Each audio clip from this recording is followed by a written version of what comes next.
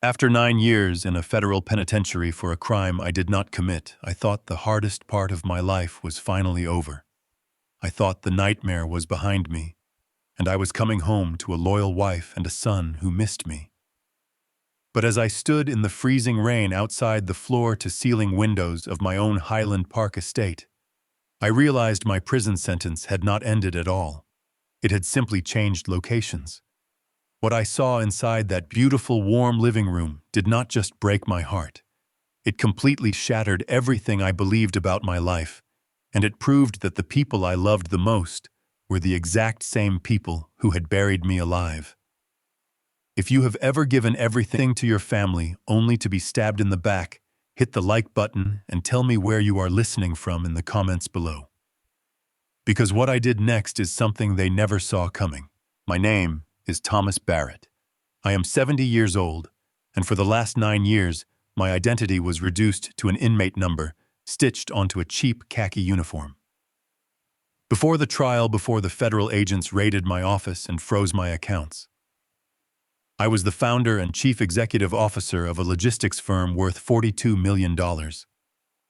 I built that company from a single rented delivery truck into a national empire.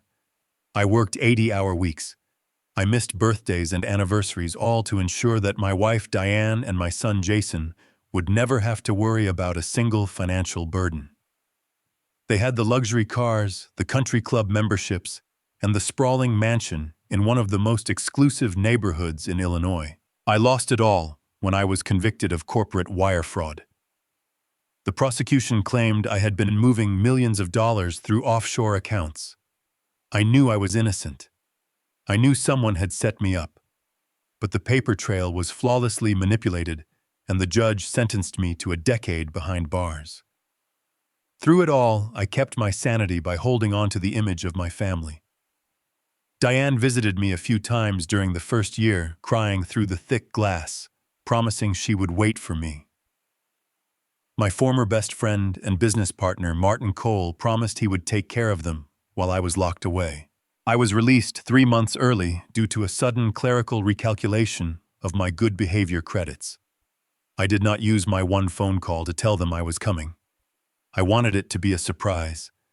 I wanted to walk through that front door, wrap my arms around my wife, and finally breathe the air of a free man. I took a commercial bus from the facility, watching the gray concrete world of the prison fade into the lush, manicured suburbs of Highland Park. The autumn air was bitterly cold, biting through the thin fabric of the generic gray suit the prison had given me upon my release.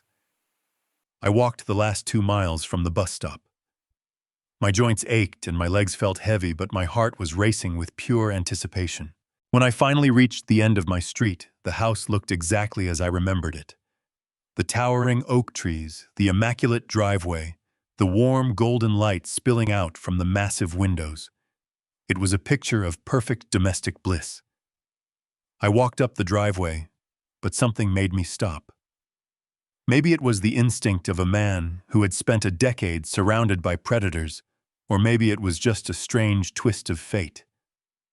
Instead of walking up to those grand front doors and ringing the bell, I stepped off the pavement and walked around the side of the house, moving quietly through the shadows of the tall evergreen bushes. I made my way to the backyard patio.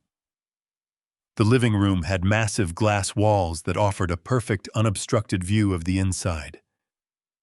I stood in the dark, shivering in the cold, and looked into my home. The fire was roaring in the stone fireplace. Diane was standing by the leather sofa. She looked beautiful, hardly aged a day, wearing an elegant silk blouse and a diamond necklace that caught the firelight. But she was not alone. Standing right in front of her was Martin Cole, my best friend, the man who had stood beside me at my wedding, the man who had promised to protect my family. At first, I thought they were just having a conversation. I thought Martin was just checking in on her. But then Martin reached out. He placed his hands on Diane's waist, pulling her close. She did not pull away. She did not flinch. Instead, she wrapped her arms around his neck, stood on her tiptoes, and kissed him. It was not a friendly kiss. It was deep, passionate, and horribly familiar.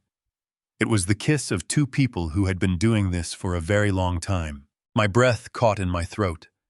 My hands, calloused and scarred from years of prison labor, curled into tight fists.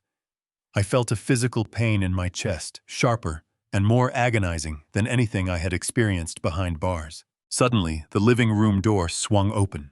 My son Jason walked into the room. He is 28 years old now, a grown man wearing a tailored suit holding a crystal decanter of expensive scotch. I expected him to freeze. I expected him to shout, to be disgusted at the sight of another man kissing his mother. But Jason did not even blink. He simply walked over to the home bar, poured himself a drink, and chuckled. He looked completely at ease, entirely comfortable with the grotesque scene unfolding in front of me. Martin pulled away from Diane, a smug smile plastered across his face. I pressed my ear against the cold glass. The patio doors were cracked open just enough to let the fresh air in, and their voices carried out into the night, clear and devastating. Jason took a sip of his scotch and looked at Martin. He asked if Martin had heard anything from the warden yet. He said the old man is supposed to get out sometime this week, right? Martin adjusted his expensive tie and laughed. He said yes, the prison called his office to confirm the address. Thomas gets out by Friday. But he told Jason not to worry because he had the entire situation under control. He told them to just stick to the script they practiced. Diane leaned against Martin, tracing the lapel of his suit. She asked if he was sure I was going to sign it. She asked what would happen if I got suspicious, or if I wanted to see the company books. Martin scoffed, a sound full of absolute contempt. He said I was a broken, clueless old man who just spent 9 years sleeping on a steel cot. He said I had zero leverage. He explained that when I walk through that door, they will play the grieving, supportive family. They will tell me the transition was tough. Then they will hand me the non-disclosure agreement disguised as a generous retirement package. Jason nodded, swirling the amber liquid in his glass. He said $5,000 a month to keep me quiet in a cheap apartment somewhere far away from here. He added that it should be enough for me to buy my groceries and stay out of their way. Diana asked what would happen if I refused, her voice entirely devoid of the warmth she used to reserve for me. She asked what would happen if I tried to fight for my shares. Martin said coldly that they would cut me off completely. He said they would remind me that I am a convicted felon. He promised that if I tried to step foot in Cole Global, he would personally call his contacts at the parole board and make sure I violated my terms of release. He said I would take the $5,000 a month, sign the gag order, and disappear because I would think they were my only lifeline. I stood there in the dark, the freezing rain soaking through my thin suit, soaking into my bones. Cole Global. Martin had not just taken my wife and corrupted my son. He had erased my name from the $42 million empire I built from nothing. He had stolen my entire existence. Every lie, every visit, every letter they sent me over the last 9 years had been a carefully constructed facade to keep me docile while they looted my life. They thought I was a pathetic, senile old man who would grovel for their scraps. They thought I was too broken to fight back. My first instinct was to grab a heavy rock from the garden, smash through that glass window, and tear Martin apart with my bare hands. I wanted to scream. I wanted to demand answers. I wanted to flip that coffee table and watch the absolute terror wash over their deceitful faces. But the 9 years I spent in a maximum security prison had taught me one extremely valuable lesson. Violence and emotion are the weapons of the weak. Patience and silence are the weapons of a man who is about to destroy an empire. I did not storm in. I did not make a single sound. I slowly took a step back, letting the dark shadows of the evergreen bushes swallow me whole. I looked at the three of them laughing by the fire, drinking the expensive scotch my money had bought, standing in the house I had built with my own hands. I took a deep breath, letting the icy winter air fill my lungs. The grief and the heartbreak evaporated, replaced by a cold, calculating resolve. I turned around and walked quietly back down the driveway toward the front door. They wanted to play a game with a clueless old man. I was going to give them exactly what they wanted. I was going to walk through the front door, I was going to play the broken, grateful ex-convict, and I was going to smile as I let them hand me my own money. But they had no idea that the man standing on their porch was no longer the trusting husband and father they remembered. The war had just begun, and I was not going to stop until I took back every single thing that belonged to me and watched their perfect stolen lives crumble to the ground. I stepped onto the grand limestone porch and pressed my thumb against the glowing brass doorbell. The familiar chime echoed inside the foyer, a sound that used to mean I was finally home after a grueling week of corporate meetings. Now it was the sound of a trap snapping shut. I waited, keeping my shoulders slumped and my gaze fixed on the polished welcome mat. I needed to look small. I needed to look like a man whose spirit had been entirely crushed by the federal justice system. Heavy footsteps approached from the other side of the oak door. I heard the deadbolt click and the door swung open. Martin stood there. For a fraction of a second, the blood completely drained from his face. His confident posture vanished, replaced by pure, unfiltered panic. He had not expected me to arrive tonight. He had not expected to look the man he betrayed directly in the eye without a few days of preparation. But Martin had always been an excellent liar. Before I could even say a word, the shock on his face melted away, replaced instantly by a mask of profound brotherly joy. His eyes widened, and he let out a loud gasp of disbelief. He stepped forward and wrapped his arms around me, pulling me into a crushing embrace. I stood there, letting the man who had stolen my wife and my empire press his face against my shoulder. The scent of his expensive cologne made my stomach turn, but I forced my arms to clumsily pat his back. I played my part flawlessly. I let out a shaky, tired breath sounding exactly like a man who had just survived a decade of hell. Martin pulled back, keeping his hands firmly on my shoulders as he looked me up and down. He shook his head, offering a wide, beaming smile that did not reach his cold eyes. He said he could not believe I was actually standing here. He said they were not expecting me until Friday, and that I should have called so he could send a private car to pick me up from the facility. I kept my voice weak and raspy, telling him I just wanted to get home as quickly as possible. Before he could respond, I heard the frantic click of heels rushing down the curved staircase. Diane appeared in the grand foyer. She stopped halfway down the steps, dramatically bringing both hands to her mouth. She let out a loud, theatrical sob that echoed off the vaulted ceilings. She rushed down the remaining steps, practically throwing herself into my arms. She buried her face in my cheap, damp suit and began to cry uncontrollably. Her tears soaked through the thin fabric, and she kept repeating my name over and over again. I held her, wrapping my arms around the woman I had loved since my 20s.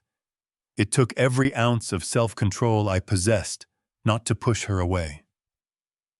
Just 10 minutes ago, I had watched her kissing another man with absolute passion. Now she was sobbing against my chest, playing the role of the devoted, suffering wife who had waited 9 agonizing years for her husband to return. I gently stroked her hair, maintaining my fragile facade. I told her I was finally home and that everything was going to be all right now. Martin quickly ushered us out of the cold hallway and into the massive open-concept kitchen. The kitchen island was a stunning slab of imported marble glowing under the warm pendant lights. Jason was sitting on one of the leather bar stools. He looked at me, feigning overwhelming surprise, and quickly stood up to offer a stiff, awkward hug. He told me he missed me, and I smiled softly, telling him how proud I was to see the man he had become. I looked around the room, making sure my eyes lingered on the details. I saw the new espresso machine, the custom wine fridge stocked with vintage bottles, and an abstract painting on the far wall that easily cost $100,000. I let my confusion slowly show on my face. I looked directly at Martin, then back to my wife. I asked the question they had been waiting for. I asked Martin why he was standing in my kitchen at this hour. I let my voice waver just a little bit, injecting a perfect tone of vulnerability and confusion. I asked if something was wrong with the company, or if he was just here to help Diane prepare for my arrival. Martin exchanged a quick, calculated look with Diane. He took a deep breath, running a hand through his styled hair, and adopted an expression of solemn burden. He walked over to the marble island, gesturing for me to take a seat. I sat down slowly, rubbing my hands together, as if I was trying to stay warm. Martin stood across from me, placing his hands flat on the cold marble. He looked at me with an expression of profound pity. He lowered his voice, speaking in a careful tone. He said that when the federal agents raided our offices 9 years ago, the government immediately moved to freeze every single asset attached to my name. He reminded me that the prosecution was trying to seize the estate, empty the bank accounts, and leave my family with absolutely nothing. He said that Diane and Jason were days away from being thrown out onto the street. Martin paused, letting out a heavy sigh, acting as though the memory was painful for him to recall. He said he could not just stand by and watch his best friend's family lose everything. He told me that his legal team found a massive loophole in the asset forfeiture laws. He claimed that the only way to protect the house and the remaining private funds from the government was to legally merge the estates. He looked me straight in the eye and delivered the ultimate lie. He said he had to marry Diane on paper. He insisted it was a purely legal maneuver, a desperate strategy to shield my wife and my son from the federal prosecutors. He placed a hand over his heart and swore to me that he did it all to save my family. Diane stepped forward, grabbing my trembling hand across the counter. She squeezed my fingers tightly, forcing more fake tears to spill down her cheeks. She told me they had absolutely no other choice. She said the lawyers told them it was the only way to survive the fallout of my conviction. She cried that Martin had kept Jason and her from starving during the darkest years of their lives. I looked down at her perfectly manicured nails and then glanced back at the $1,000,000 art hanging on the wall. Starving, I thought. They were living like royalty on stolen money while feeding me a fabricated narrative of survival. I kept my face blank, nodding slowly, as if I was struggling to process their immense sacrifice. Martin then reached down and pulled a thick leather briefcase from the floor. He placed it on the marble island and unzipped it with a sharp, crisp sound. He told me that things were highly complicated now, but he promised he would never let me down. He pulled a thick stack of stapled papers from the briefcase and slid the contract across the smooth marble island toward me. I stared at the thick stack of stapled papers resting on the smooth marble island, just inches from my folded hands. The cover page bore a sleek minimalist logo that I did not recognize. It was a stylized globe wrapped in a metallic silver font. I stared at the embossed letters, feeling a cold knot form in my stomach. The company name printed at the top of the contract was Cole Global. My name had been completely erased. The legacy I had built from the ground up, the $42 million logistics empire that bore my family name, had been quietly rebranded and claimed by the man standing across from me. I kept my face perfectly neutral, letting my eyes dart across the page as if I was struggling to comprehend the complex legal jargon. Martin leaned forward, placing his elbows on the cold counter. He spoke in a slow, measured tone, like a teacher explaining a difficult concept to a slow child. He told me that he had spent the last 2 weeks negotiating with the board of directors to secure a comfortable arrangement for my return. He claimed that the board was extremely hesitant to offer any financial support to a convicted felon, but he had personally vouched for me. He pointed a manicured finger to a paragraph near the bottom of the first page. He explained that the document was a consulting retainer. He said the company was prepared to pay me $5,000 a month for the rest of my life. He promised that the money would be deposited directly into a secure offshore account, shielded from any federal inquiries. All I had to do, he explained softly, was move to a quiet, out-of-state location and enjoy a peaceful retirement. He smiled, a sickening display of false generosity, and told me that I had earned the right to finally rest. I slowly reached out and picked up the heavy document. My hands were rough and calloused from 9 years of prison labor, a stark contrast to the crisp white premium paper. I let my fingers tremble just slightly, maintaining the illusion of a broken, exhausted old man. I flipped to the second page, squinting my eyes as if the text was blurry. But my mind was sharper than it had been in a decade. I scanned the fine print with the practiced efficiency of a chief executive officer. It did not take long to see the true nature of Martin's generous offer. The document was not a consulting retainer. It was an ironclad, incredibly restrictive non-disclosure agreement. The clauses were explicitly clear. If I accepted the $5,000 a month, I would be legally bound to never speak about the company, its origins, or its current leadership. I would be prohibited from contacting any former clients, employees, or board members. Furthermore, a highly specific clause buried on page 4 stated that I forfeited any and all future claims to my original founder shares. It was a gag order designed to legally paralyze me.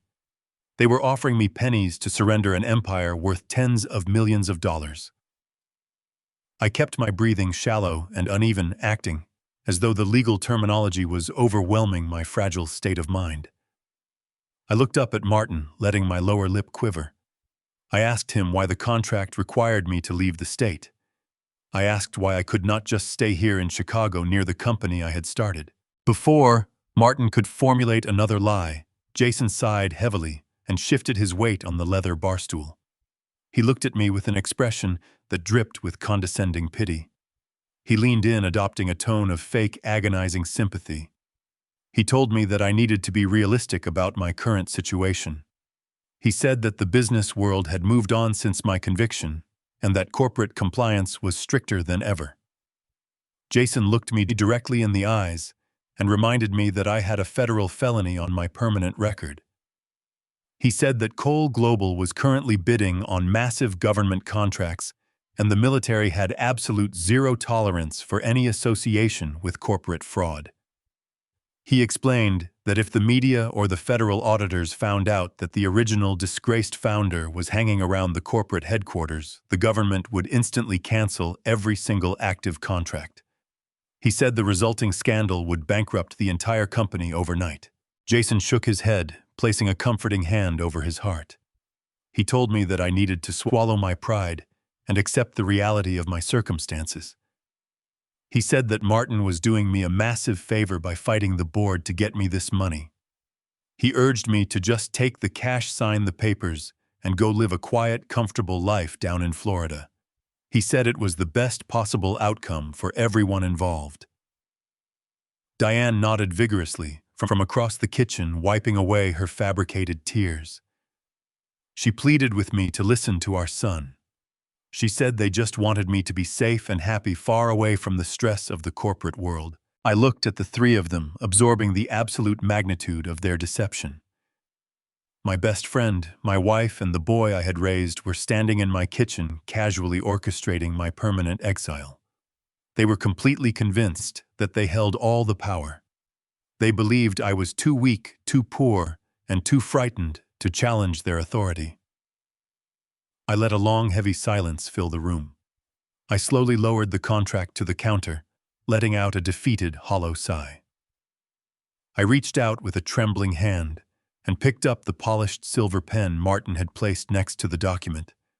I held the pen over the signature line, letting it hover there for 10 agonizing seconds.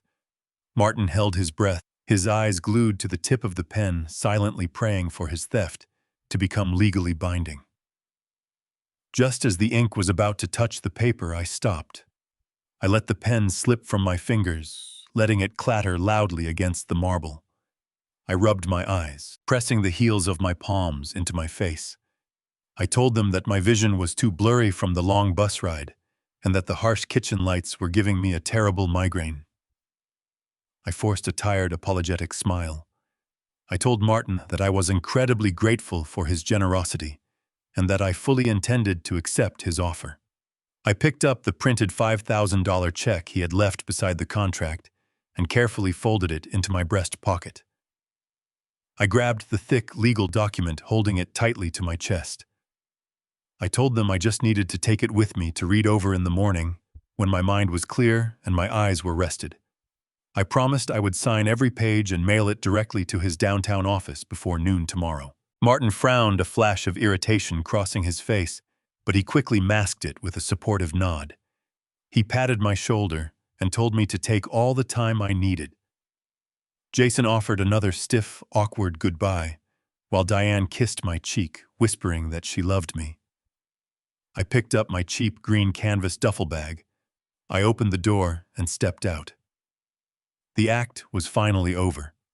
I walked down the long, sweeping asphalt driveway of the estate, feeling the icy rain continue to soak through the thin fabric of my suit. The moment the massive wrought iron gates closed behind me with a heavy metallic thud, I let out a long, shuddering breath. The frail, broken persona I had just spent the last hour perfectly executing completely vanished. My spine straightened, my shoulders squared, and the trembling in my hands ceased entirely. I walked with the steady, measured pace of a man who knew exactly what he needed to do next. I did not look back at the glowing windows of the mansion. I had seen enough to know that the life I had left behind 9 years ago was nothing but a carefully orchestrated illusion. I walked for nearly 2 miles through the quiet, wealthy neighborhoods until I reached the main commercial road. I waited at a glowing bus stop shelter blending into the dark night until a late transit bus arrived. I paid my fare with the few wrinkled bills the prison had given me and sat in the back corner. I rode the bus out of the affluent suburbs, watching the pristine lawns fade into the grittier industrial outskirts of the city. I got off in Skokie, an area filled with faded strip malls and flickering neon signs. I walked for another 20 minutes until I found exactly what I was looking for.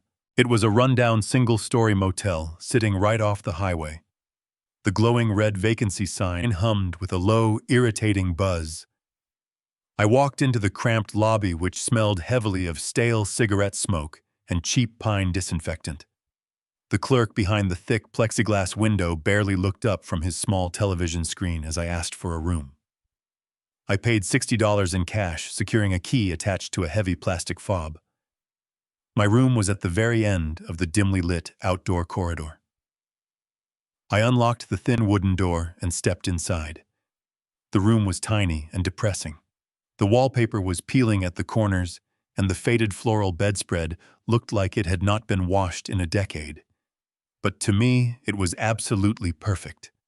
It was a secure, anonymous sanctuary where nobody would ever think to look for the former chief executive officer of a logistics empire. I locked the deadbolt, fastened the security chain, and threw my cheap canvas duffel bag onto the mattress. I took off my soaked jacket and draped it over a rickety wooden chair. The first order of business was securing untraceable capital.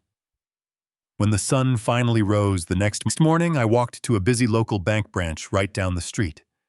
I approached the teller and presented the $5,000 check Martin had given me along with the temporary release identification the state had provided. Because the check was drawn from a premium corporate account, the teller verified the funds immediately. I walked out of this bank with $5,000 in crisp $100 bills securely tucked into my pocket. I immediately went to a massive electronics retail store a few blocks away. I paid cash for a cheap, entirely untraceable laptop, a prepaid mobile internet hotspot, and a generic burner telephone. I did not want to leave any digital footprints. I returned to my dingy motel room, locked the door behind me, and set up my new equipment on the small scratched wooden desk pushed against the far wall. I opened the laptop and connected to the prepaid internet network. My heart beat with a steady, rhythmic thud. It was time to start digging through the public records. Martin had looked me right in the eye and swore that he married Diane purely to protect the estate from the federal asset forfeiture. He claimed it was a desperate last-minute legal maneuver enacted only after I was indicted. That was the foundational pillar of his entire defense. I accessed the county property registry database. I typed in the address of my Highland Park estate. The system took a few seconds to load the extensive historical documentation of the property. I scrolled past the original purchase deed from 20 years ago, moving straight to the transaction history surrounding the time of my sudden arrest. What I saw on the glowing screen made my blood run entirely cold. According to the official county, the entire estate had not been transferred to Martin during my trial. It had not been shielded during the chaotic aftermath of my indictment. The property had been quietly and legally transferred into an irrevocable blind trust 14 months before the federal agents ever knocked on my office doors. 14 months. I sat back in the creaking wooden chair, staring at the undeniable date stamped on the digital document. My mind raced, connecting the terrifying dots. If they transferred the house over a year before my arrest, that meant they knew the raid was coming. They had meticulously shielded their primary assets long before the federal government even opened their investigation into my company. This was not a panicked rescue mission to save a grieving family. This was a highly calculated, cold-blooded corporate coup engineered by the people sleeping in my bed. I closed the property registry and opened a new search window. I typed the name Cole Global into the search engine. I needed to see exactly what Martin had done with the logistics empire I had sacrificed my life to build. The search results flooded the screen, and the scale of his success was absolutely staggering. Martin had not merely kept the firm afloat during a period of crisis. He had aggressively expanded it into a titan of the industry. The company had grown exponentially, opening new branches in Europe and Asia. But the real shock came when I clicked on a recent press release featured on a major financial news website. The headline announced that Cole Global had just secured a historic $150 million contract with the United States Department of Defense. I read through the detailed article, my eyes scanning the technical specifics of the massive government deal. The journalist praised Cole Global for its revolutionary hyper-efficient supply chain routing software. The article quoted Martin, who proudly claimed he had spent years developing this flawless proprietary algorithm that could predict and optimize global shipping routes in real time. I clenched my jaw tight. It was my algorithm. I had spent 4 agonizing years coding that exact software architecture in my private office. I had finalized the base code just weeks before I was arrested. Martin had stolen my life work, slapped his name on the patent, and used it to secure $150 million in federal funding. I was standing on stages receiving awards and living as a billionaire, all while profiting off the sheer genius of a man he had intentionally buried in a concrete cell.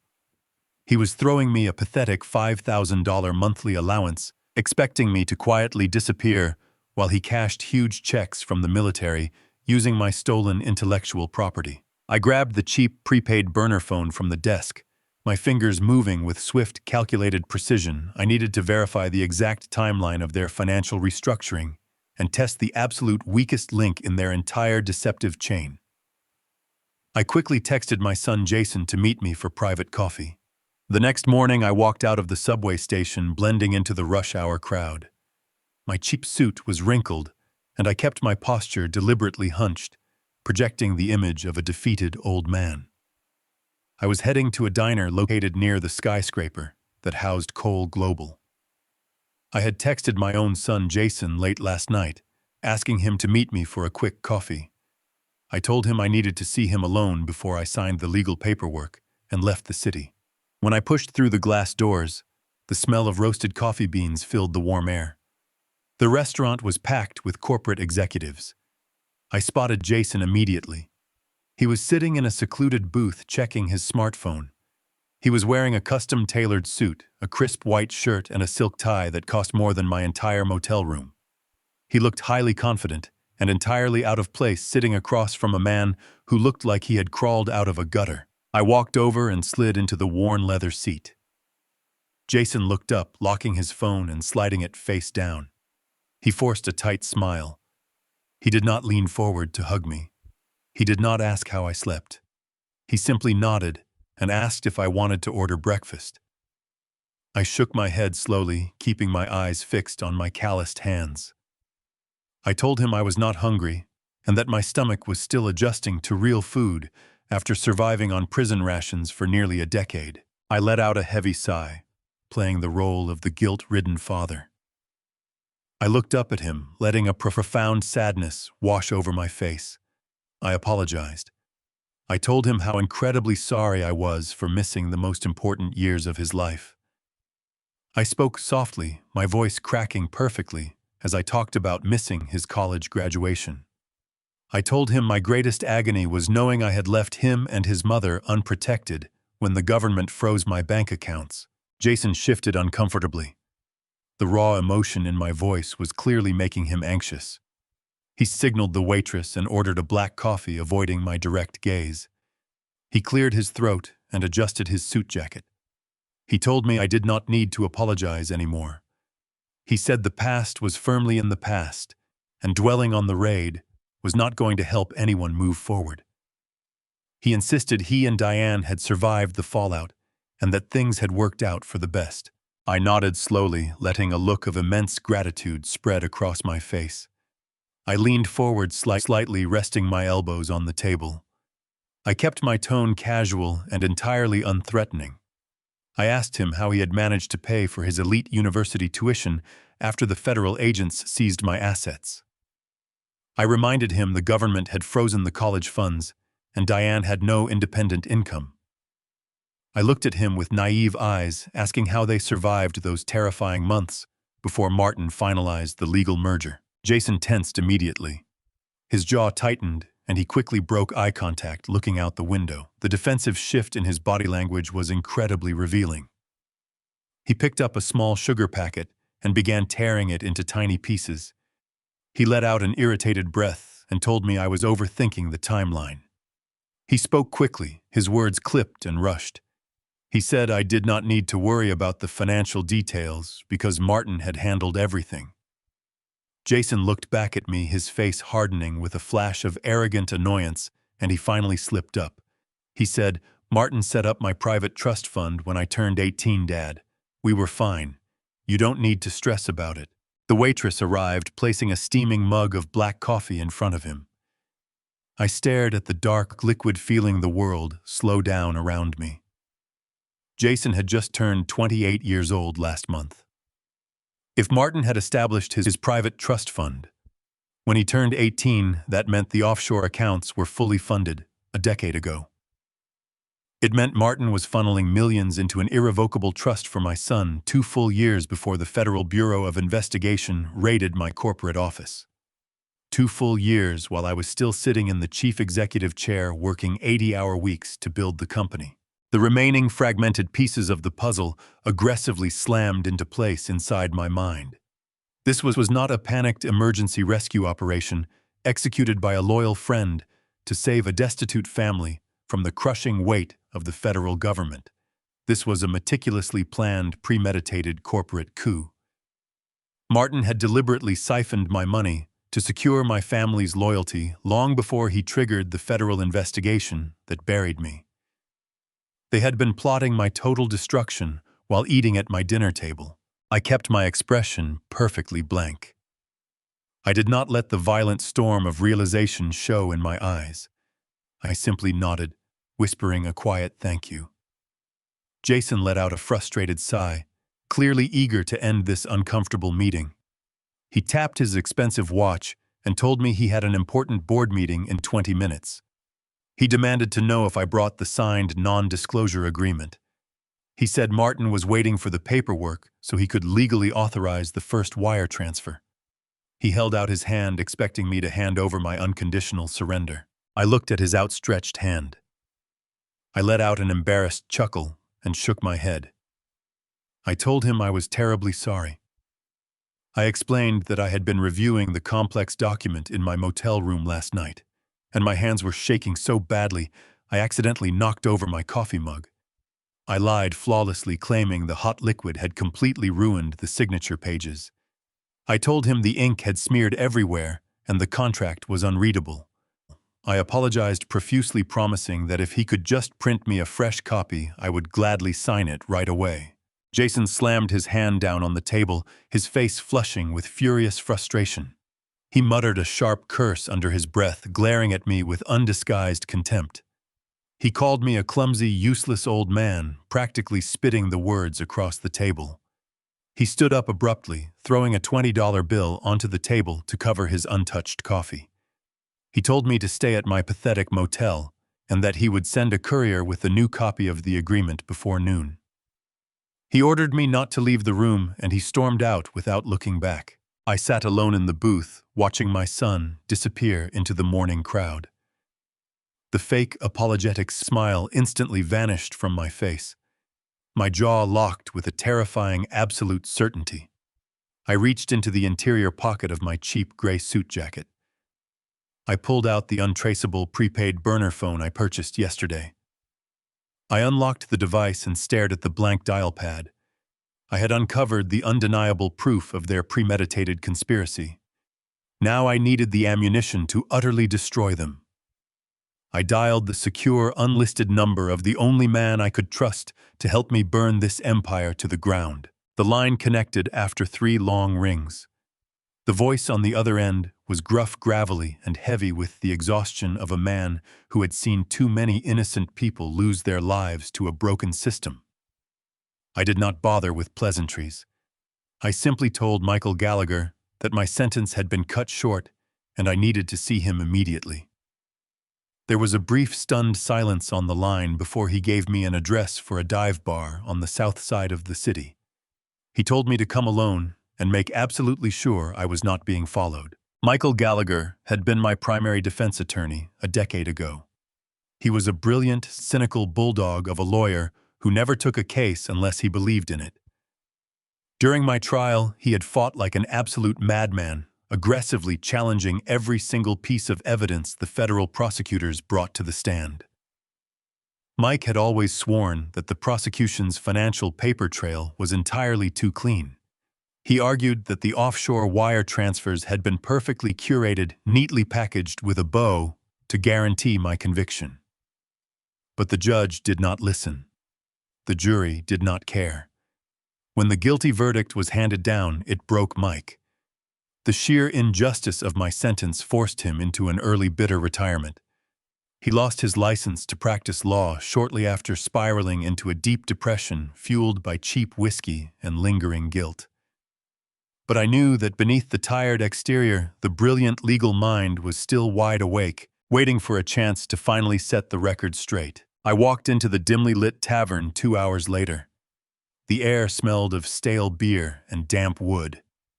The place was nearly empty, save for a few regulars hunched over the polished mahogany bar. I spotted Mike sitting in a dark, secluded booth in the very back. His hair was completely gray now, and deep lines of stress etched his face, but his sharp, perceptive eyes had not lost their intense focus. I slid into the cracked leather seat across from him.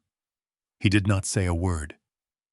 He just stared at me, taking in the cheap suit and the physical toll 9 years of hard labor had taken on my body.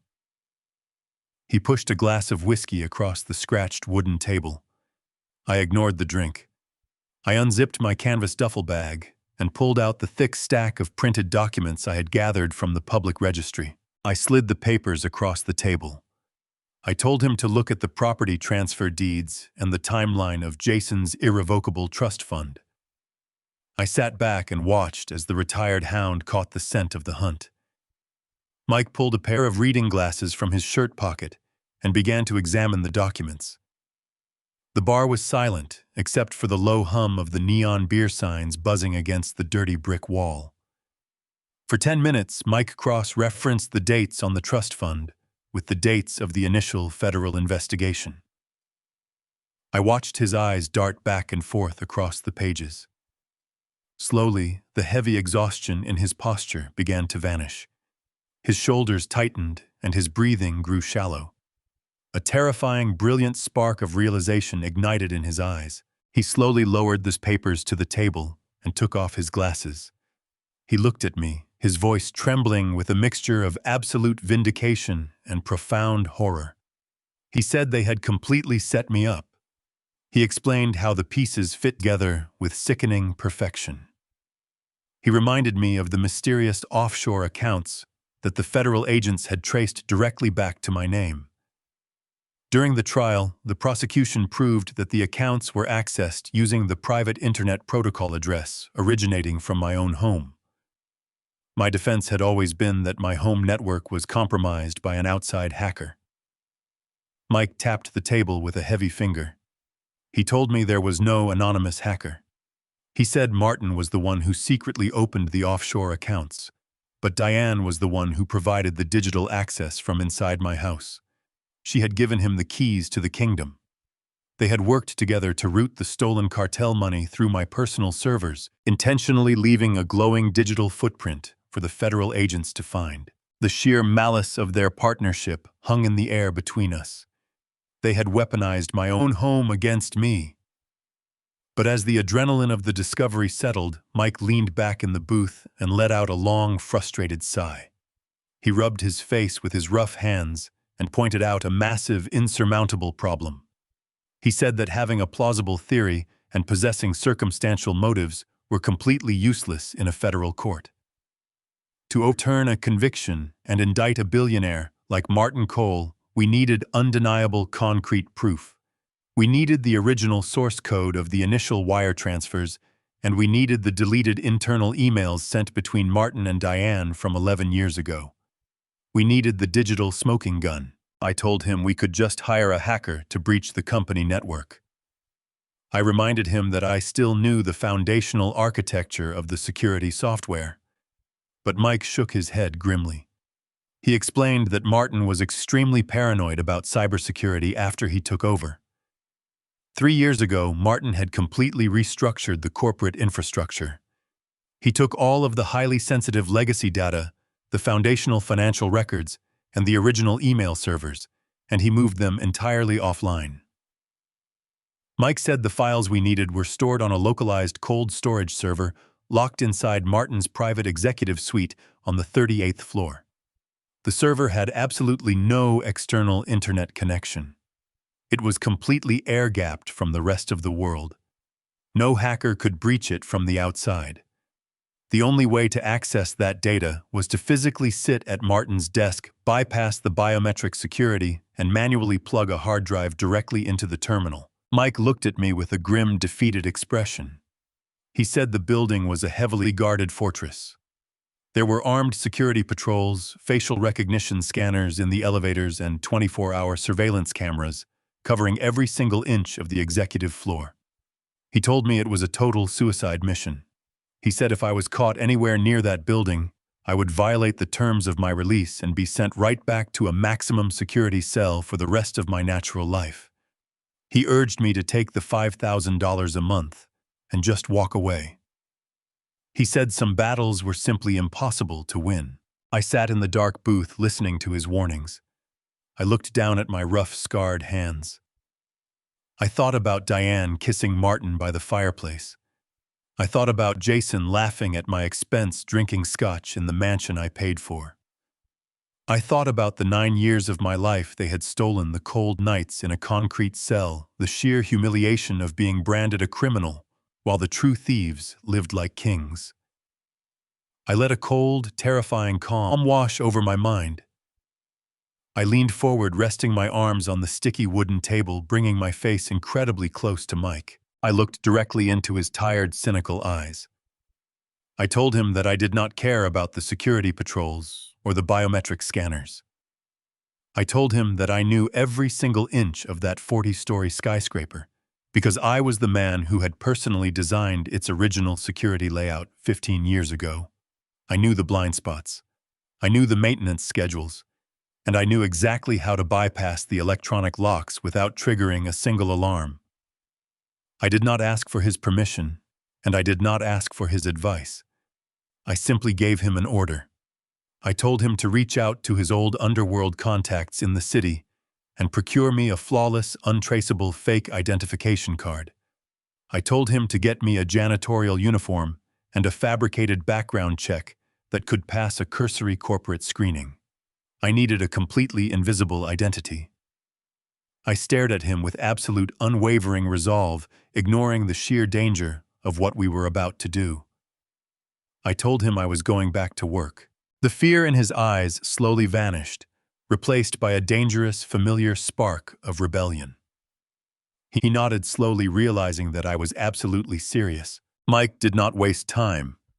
He reached out to a contact he had defended years ago, a man who managed the night shift labor contracts for half the commercial high-rises in the downtown financial district. The man owed Mike a massive favor, and within 3 days my new identity was completely finalized. I was no longer Thomas Barrett, the disgraced and convicted former chief executive officer. I was Arthur Pendleton, a 70-year-old widower with a clean, unremarkable background check and a desperate need for minimum wage employment. I stood on the sidewalk outside the towering 40-story glass and steel skyscraper, looking up at the illuminated logo of Coal Global shining against the dark night sky. I had purchased this exact plot of land 20 years ago. I had stood in the muddy construction site, wearing a hard hat, personally reviewing the architectural blueprints for every single floor. Now I was walking through the revolving glass doors through the employee service entrance, wearing baggy navy blue coveralls with a cheap plastic name tag pinned to my chest. The irony was not lost on me, but I did not let it break my focus. I clocked in at the basement security desk, handing my fabricated identification card to a bored guard who barely glanced at my face before handing me a set of service keys. For the next 7 nights, I became a completely invisible man. I was assigned to the upper executive levels tasked with emptying trash bins, vacuuming the heavy carpets, and scrubbing the porcelain sinks in the employee restrooms. It was a grueling, physically agonizing routine for a man of my age. My back throbbed constantly from bending over, and my hands, already rough from a decade of prison labor, blistered under the harsh industrial cleaning chemicals. But the physical pain was nothing compared to the psychological test of my own ego. I needed them to ignore me. I needed them to believe I was absolutely harmless. While the corporate staff viewed me as a mindless drone, I was meticulously analyzing every single detail of the building. I memorized the exact shift changes of the armed security guards. I timed their patrol routes down to the precise second, noting when they took their coffee breaks and when they monitored the camera feeds in the basement control room. I paid special attention to the 38th floor. That was the elite executives, the heavily guarded sanctuary, where Martin Cole had established his private office. The entire floor was restricted accessible only by a programmed keycard. But Martin's personal office was secured by something much more formidable. He had installed a state-of-the-art biometric retinal scanner right next to his solid mahogany door. Even if I managed to steal a master keycard from the head of security, I would never be able to bypass the retinal lock. But Martin had made a critical, arrogant mistake. When he took over the company, he upgraded the digital security interfaces, but he did not rebuild the physical infrastructure of the skyscraper. He did not know the hidden intricacies of the building's original design. When I contracted the construction of this high-rise 20 years ago, I insisted on implementing a fail-safe mechanism for the localized ventilation framework. There was a critical design flaw embedded deeply within the primary heating and cooling system. There was a manual high-voltage override panel concealed inside the main utility closet on the 38th floor. If you flipped the primary breaker in a specific sequence, the system would simulate a catastrophic electrical surge. To prevent the entire floor from catching fire, the local breaker would automatically reboot the localized power grid. During that forced reboot, the biometric scanners on the executive doors would briefly drop their magnetic locks and default to an open state for exactly 5 seconds. 5 seconds was all I needed to slip inside. I spent the rest of the week rehearsing the precise sequence of movements in my head. I mapped out the exact distance between the utility closet and Martin's office door. I counted my footsteps, calculating the absolute optimal speed required to reach the heavy wooden door before the biometric scanner rebooted and the magnetic locks engaged once more. I could not afford a single miscalculation. If I triggered the override and failed to reach the door in time, the security system would immediately register a localized power anomaly and alert the basement control room.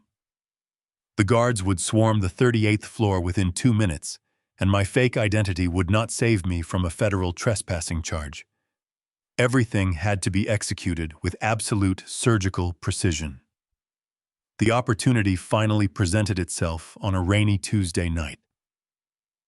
It was 2 o'clock in the morning, and the downpour pounded against the floor-to-ceiling glass windows of the skyscraper. The brutal weather had cleared out the usual late-night executives who stayed behind to finish reports. The 38th floor was completely silent, bathed in the eerie pale glow of the emergency exit signs. I stood at the end of the long carpeted hallway, gripping the thick plastic handle of my cleaning cart. My heart hammered against my ribs with a heavy rhythmic throb, pumping pure adrenaline through my tired veins. I looked at the black dome of the security camera mounted above the elevator bank. I knew the guard in the basement monitoring room was currently on his scheduled 15-minute meal break. The camera was recording, but nobody was watching the live feed. I took a deep, steadying breath, letting the icy air fill my lungs. I pushed the heavy cleaning cart forward, the small wheels squeaking softly against the polished floor. I moved past the dark, empty cubicles, heading straight for the unmarked utility closet, located just 15 yards away from Martin Cole's private office. I reached into the deep pocket of my navy blue coveralls and pulled out a heavy metal wrench. I stepped up to the closet door, my eyes fixed on the heavy biometric lock securing the empire that had been stolen from me. The years of waiting, the years of suffering in a concrete cell, and the unbearable agony of betrayal had all led to this exact moment. It was time. The air inside the small utility closet on the 38th floor was stifling and smelled faintly of ozone and heated dust. I stood in the cramped space staring at the massive gray metal panel that controlled the localized heating and ventilation system for the executive suite. My heart pounded a heavy rhythm against my ribs. I reached out with a trembling hand and gripped the heavy black plastic switch of the primary breaker. I closed my eyes for a fraction of a second, visualizing the exact sequence I had engineered 20 years ago. I pulled the switch down with a loud metallic clack. The low hum of the ventilation fans immediately died out. I counted the seconds in my head. 1, 2. I threw the secondary bypass switch upward. 3, 4. The system registered the simulated electrical surge, and I heard the faint, distant sound of the magnetic relays in the hallway tripping. I shoved the heavy closet door open and pushed myself out into the corridor. I had exactly 5 seconds to cross the 15 yards to Martin Cole's private office. I forced my 70-year-old legs to move faster than they had in a decade. My heavy rubber work boots pounded silently against the thick, plush carpet. I kept my eyes completely locked on the biometric retinal scanner mounted next to the towering solid mahogany door. The small circular light on the scanner was normally a solid, unforgiving red. As I closed the distance, the light flickered wildly, cycling through an error sequence as the local power grid rebooted. I reached the door just as the light turned a solid, vibrant green. I grabbed the heavy brass handle, twisted it downward, and shoved my weight against the wood. The door clicked open. I threw myself inside the dark office and pulled the door shut behind me, listening as the heavy magnetic deadbolt instantly locked back into place. I stood in the pitch-black room, leaning my forehead against the cool wood of the door, gasping for air. I had made it inside. The executive office was enormous, bathed only in the faint ambient glow of the city streetlights shining through the massive floor-to-ceiling windows. I turned around and looked at the space that used to belong to me. The room was decorated with modern minimalist furniture, but sitting in the very center was the massive custom-built oak desk I had imported directly from Italy for the 10th anniversary of the company. It was a beautiful piece of craftsmanship, solid and imposing. I walked over to the desk and sat down in the high-backed leather executive chair. It felt surreal to sit at this desk again, dressed in the cheap navy blue coveralls of a night shift janitor. I reached underneath the edge of the desk and pressed the concealed power button for the localized cold storage terminal. The hidden computer tower hummed to life with a quiet whir. A large curved monitor embedded into the surface of the desk illuminated the dark room with a harsh, bright blue light. A simple login prompt appeared on the screen, demanding a secure biometric scan and a complex alphanumeric password. Martin was incredibly paranoid about outside hackers, but he was also fundamentally arrogant. He had locked this terminal away from the internet, assuming that physical isolation was the ultimate security measure. But he had not bothered to rewrite the foundational operating system. He had simply layered his new security protocols on top of the original architecture I had built. I placed my hands on the sleek wireless keyboard. I bypassed the main login screen entirely by entering a series of complex keystrokes that accessed the primary command terminal. A black screen with green text appeared. I typed in the master backdoor override password I had coded into the system over a decade ago. It was a long, convoluted sequence of numbers and letters known only to me.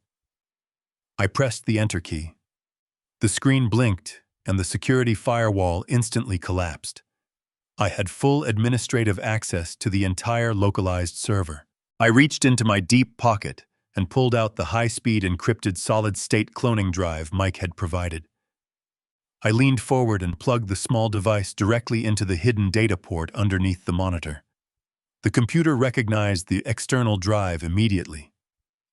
I rapidly navigated through the deep hidden directories of the server.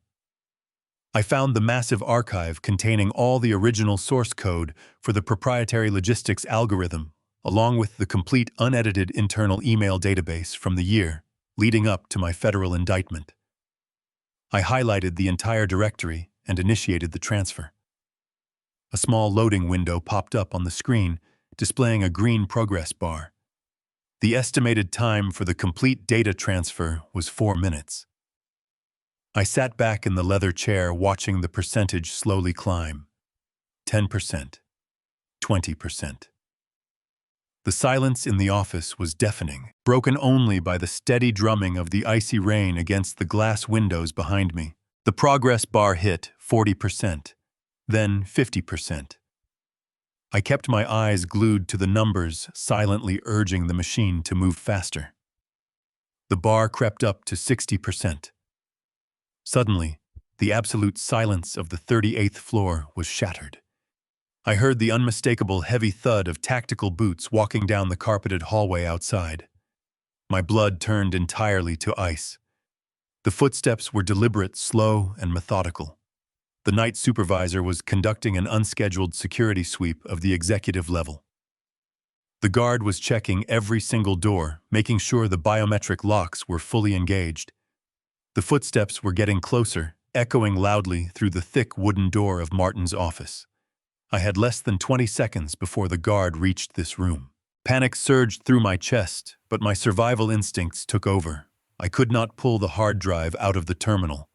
If I interrupted the cloning process now, the data would corrupt, and I would leave behind a digital footprint that Martin's security team would find in the morning. I reached forward and aggressively pressed the power button on the monitor, killing the bright blue light and plunging the office back into total darkness. I dropped to my hands and knees, ignoring the sharp, agonizing pain shooting through my old joints. I scrambled underneath the massive Italian oak desk, pressing my back flat against the cold interior wooden panel. I pulled my knees tightly into my chest, wrapping my arms around my legs, and tried to make myself as small as physically possible. The heavy footsteps stopped directly outside the office door. I held my breath, clamping my jaw completely shut so my teeth would not chatter. I heard the guard jiggle the heavy brass handle. The magnetic deadbolt held firm. But then I heard the faint beep of a master override keycard being scanned. The biometric lock chirped, and the heavy door swung slowly open. The beam of a high-powered tactical flashlight instantly cut through the dark office. The bright, blinding white light swept across the far wall, illuminating the expensive artwork and the leather guest chairs. I squeezed my eyes shut, pressing myself deeper into the cramped space beneath the desk. The guard walked slowly into the room. I could hear his heavy breathing and the rustle of his thick uniform fabric. The beam of the flashlight swept across the top of the oak desk, moving down toward the floor. The piercing light illuminated the carpet, moving closer and closer to where I was hiding. The bright beam stopped just inches away from the tip of my heavy rubber work boots. I remained completely motionless, frozen in pure terror. A single drop of cold sweat rolled down the side of my face. If the guard took one more step forward, if he angled the flashlight just a fraction of an inch lower, he would see me. My entire life, my freedom, and my absolute revenge hinged on this single agonizing moment. The heavy silence stretched out for what felt like an eternity. Finally, the guard let out a low, tired grunt. He turned around the beam of the flashlight, sweeping away from the desk and back toward the hallway. He walked out of the office, pulling the heavy mahogany door shut behind him. The magnetic lock engaged with a loud final click. I let out a long, silent breath, my entire body trembling with the massive release of adrenaline. I waited for another 2 minutes, listening, until the sound of his footsteps completely faded away down the corridor. I slowly crawled out from under the desk, wincing as my stiff knees popped. I reached up and turned the monitor back on. The green progress bar was sitting at exactly 100%. The transfer was complete. I safely ejected the solid-state drive and slipped it deep into the interior pocket of my coveralls. I turned off the terminal, wiping down the keyboard and the desk surface with the sleeve of my uniform to ensure I left no fingerprints. I walked quietly to the door, bypassed the interior lock, and scout into the dimly lit hallway. I grabbed the handle of my plastic cleaning cart and began pushing it toward the service elevator. I kept my head down, resuming the pathetic posture of an invisible janitor. But as I rode the elevator onto the basement, a fierce, triumphant smile spread across my face. I was walking out of this building with 11 years of devastating secrets safely tucked inside my pocket. The heavy steel door of Michael Gallagher's basement office groaned as I pushed it open. The space was thick with the acrid scent of stale tobacco and old paper. Mike was sitting exactly where I had left him hours ago, surrounded by towering stacks of legal textbooks and empty coffee mugs. He looked up, his bloodshot eyes widening as he saw me walk into the dim light. I did not say a word. I reached into the deep pocket of my damp navy blue coveralls, pulled out the encrypted solid-state drive, and placed it firmly on the center of his cluttered wooden desk. A slow, predatory smile spread across Mike's exhausted face. He cleared the scattered documents with a swift sweep of his arm and pulled a heavy reinforced laptop from a locked metal drawer. He explained that the machine was completely air-gapped, meaning its wireless network cards had been physically removed to ensure nothing could transmit our findings back to Martin Cole's security team. I pulled up a folding chair and sat beside him. My muscles ached fiercely, and the adrenaline that had fueled my escape from the skyscraper was rapidly fading, leaving behind a deep, hollow exhaustion. But I could not sleep. I needed to see the truth. Mike plugged the drive into the secure terminal. A prompt appeared on the screen requesting the decryption key. I leaned forward and typed in the master override sequence. The system accepted the credentials, unlocking the vast hidden archives of Cole Global. We were looking at a massive digital graveyard containing over a decade of erased corporate history. Mike cracked his knuckles and immediately began writing a search script to filter the internal communications. He targeted the specific 12-month window leading up to my sudden arrest, isolating any direct correspondence between Martin's private executive address and Diane's personal email account. The search took several agonizing minutes. We sat in silence, watching the progress bar crawl across the glowing monitor. Finally, a list of 300 hidden messages populated the screen. Mike clicked on the very first email in the chronological sequence. It was dated 14 months before the federal raid. The subject line was blank. I read the text, feeling a cold, heavy stone drop into the pit of my stomach. It was an incredibly brief message from Diane to Martin. It contained a single attached file and a short note confirming that the installation was successful. Mike frowned, expertly extracting the attachment and running it through a localized diagnostic tool. He let out a sharp, bitter breath and rubbed the back of his neck. He told me the file was an executable payload for a highly sophisticated keylogger. Diane had secretly downloaded malicious surveillance software directly onto my private home computer. Every single time I logged into my secured banking portals from my home office, the keylogger captured my keystrokes and transmitted my master passwords straight to Martin. The sickening reality of their operation began to take shape right in front of my eyes. We opened the next batch of emails, moving closer to the date of my federal indictment. The messages painted a flawless, horrifying picture of their corporate coup. Martin had used my stolen credentials to access my private offshore emergency accounts. He systematically routed millions of dollars of illicit cartel money through my personal servers, intentionally leaving a massive, undeniable digital footprint tied directly to my residential internet protocol address. He was not just stealing my wealth. He was meticulously framing me for international money laundering. Diane was his active, willing accomplice. She had provided him with my personal schedule, letting him know exactly when I would be out of the house so he could initiate the fraudulent transfers without triggering my immediate suspicion. They had weaponized the sanctity of my own home. They had turned my private sanctuary into a staging ground for my complete destruction. I sat rigidly in the folding chair, my hands gripping the edge of the desk, so tightly my knuckles turned entirely white. I thought about the thousands of nights I had spent lying awake in a concrete cell, agonizing over how the federal agents had built such a perfect case against me. I had blamed myself. I had agonized over invisible hackers and theoretical security breaches. But the enemy had been sleeping in my bed every single night. Mike continued to scroll through the decrypted inbox, his face growing paler with every passing second. He clicked on an email dated just 3 weeks before the Federal Bureau of Investigation kicked down my front door. The message was sent by Diane. I leaned closer to the monitor, reading the words my wife had typed while I was sitting across the hall in our dining room. She wrote to Martin, telling him to make absolutely sure the federal prosecutor pursued the maximum possible sentence. She explicitly stated that if I received anything less than 5 years behind bars, I would eventually get out and launch a massive legal battle to reclaim my assets. She told Martin to make it 10. She demanded a decade of my life. She wanted me locked away in a cage long enough for her to completely liquidate my estate and disappear into her stolen luxury. Reading those words fundamentally destroyed the very last illusion I harbored about my marriage. The woman I had loved, the woman I had worked 80-hour weeks to provide for, did not just want my money.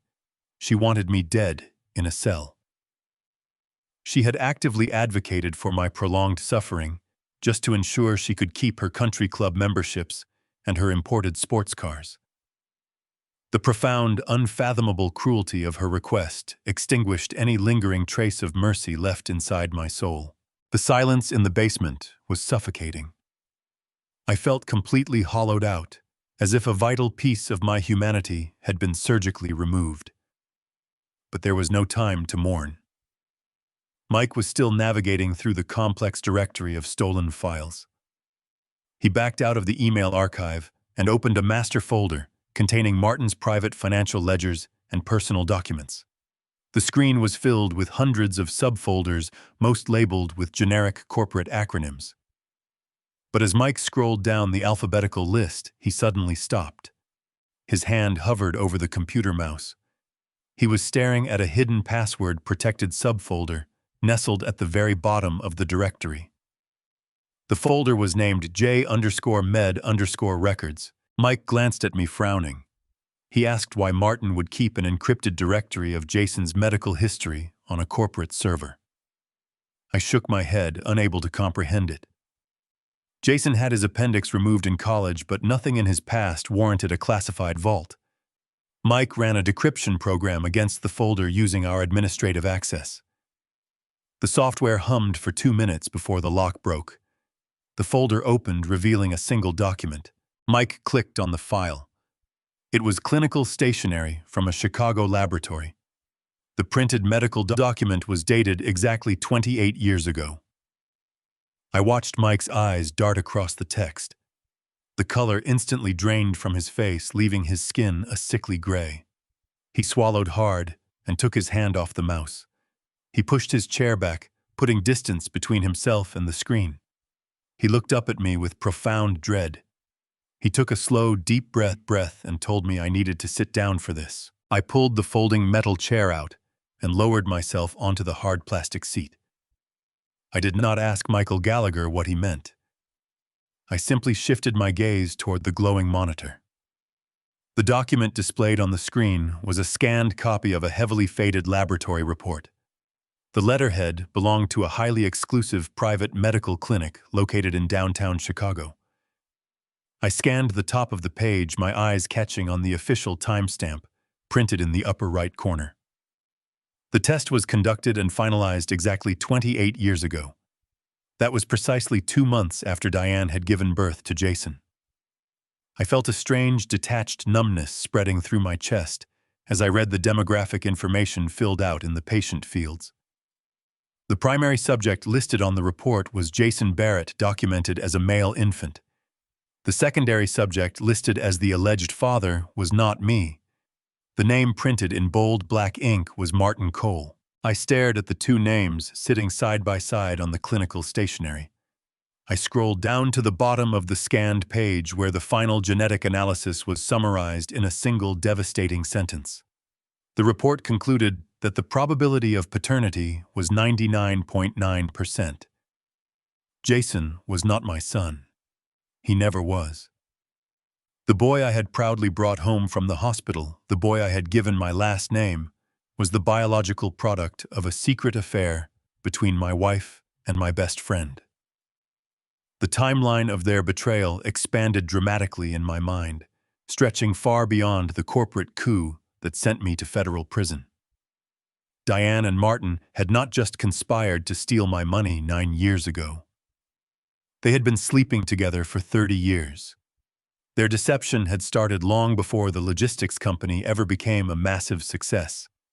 They had built an entire parallel life right behind my back, using me as a convenient, hard-working shield to fund their luxurious, parasitic existence. The sheer suffocating weight of 3 decades of lies crushed down on my shoulders. A flood of cherished family memories rushed into my mind, but they were no longer beautiful. They were entirely tainted, poisoned by the vile reality of what I was looking at on the screen. I remembered staying awake for 3 consecutive nights when Jason was a toddler, gently nursing his severe fevers, while Diane claimed she was too exhausted to help. I remembered standing in the expansive backyard of the Highland Park estate, spending countless summer afternoons, patiently teaching him how to throw a baseball. I had paid for his elite private schools, proudly sitting in the front row during his graduations, believing with all my heart that I was shaping the future of the Barrett family line. I had worked 80-hour weeks, sacrificing my own health and my own passions purely to ensure that my son would never have to struggle. While I was doing all of that, Martin and Diane were laughing at me. Martin would come over for Sunday barbecues, standing on my patio and drinking my expensive beer, secretly watching me raise his biological child. Diane would smile and kiss my cheek, playing the role of the loving mother, knowing perfectly well that the boy calling me dad shared absolutely none of my blood. Every single family portrait hanging on the walls of that mansion was a meticulously crafted lie. Every holiday dinner, every birthday celebration, every quiet evening spent sitting by the fireplace was a grotesque, parasitic deception. They had weaponized my deepest capacity for love and turned it into an instrument of my own subjugation. They had allowed me to finance Jason's entire privileged existence, waiting patiently until the logistics empire was worth tens of millions of dollars before they finally executed their ultimate plan to dispose of me. I sat motionless in the chair. Any normal man would have broken down. Any normal man would have buried his face in his hands and wept for the total destruction of his family. I expected the tears to come, but the tears never materialized. I did not cry. I did not gasp for air or scream out in agonizing sorrow.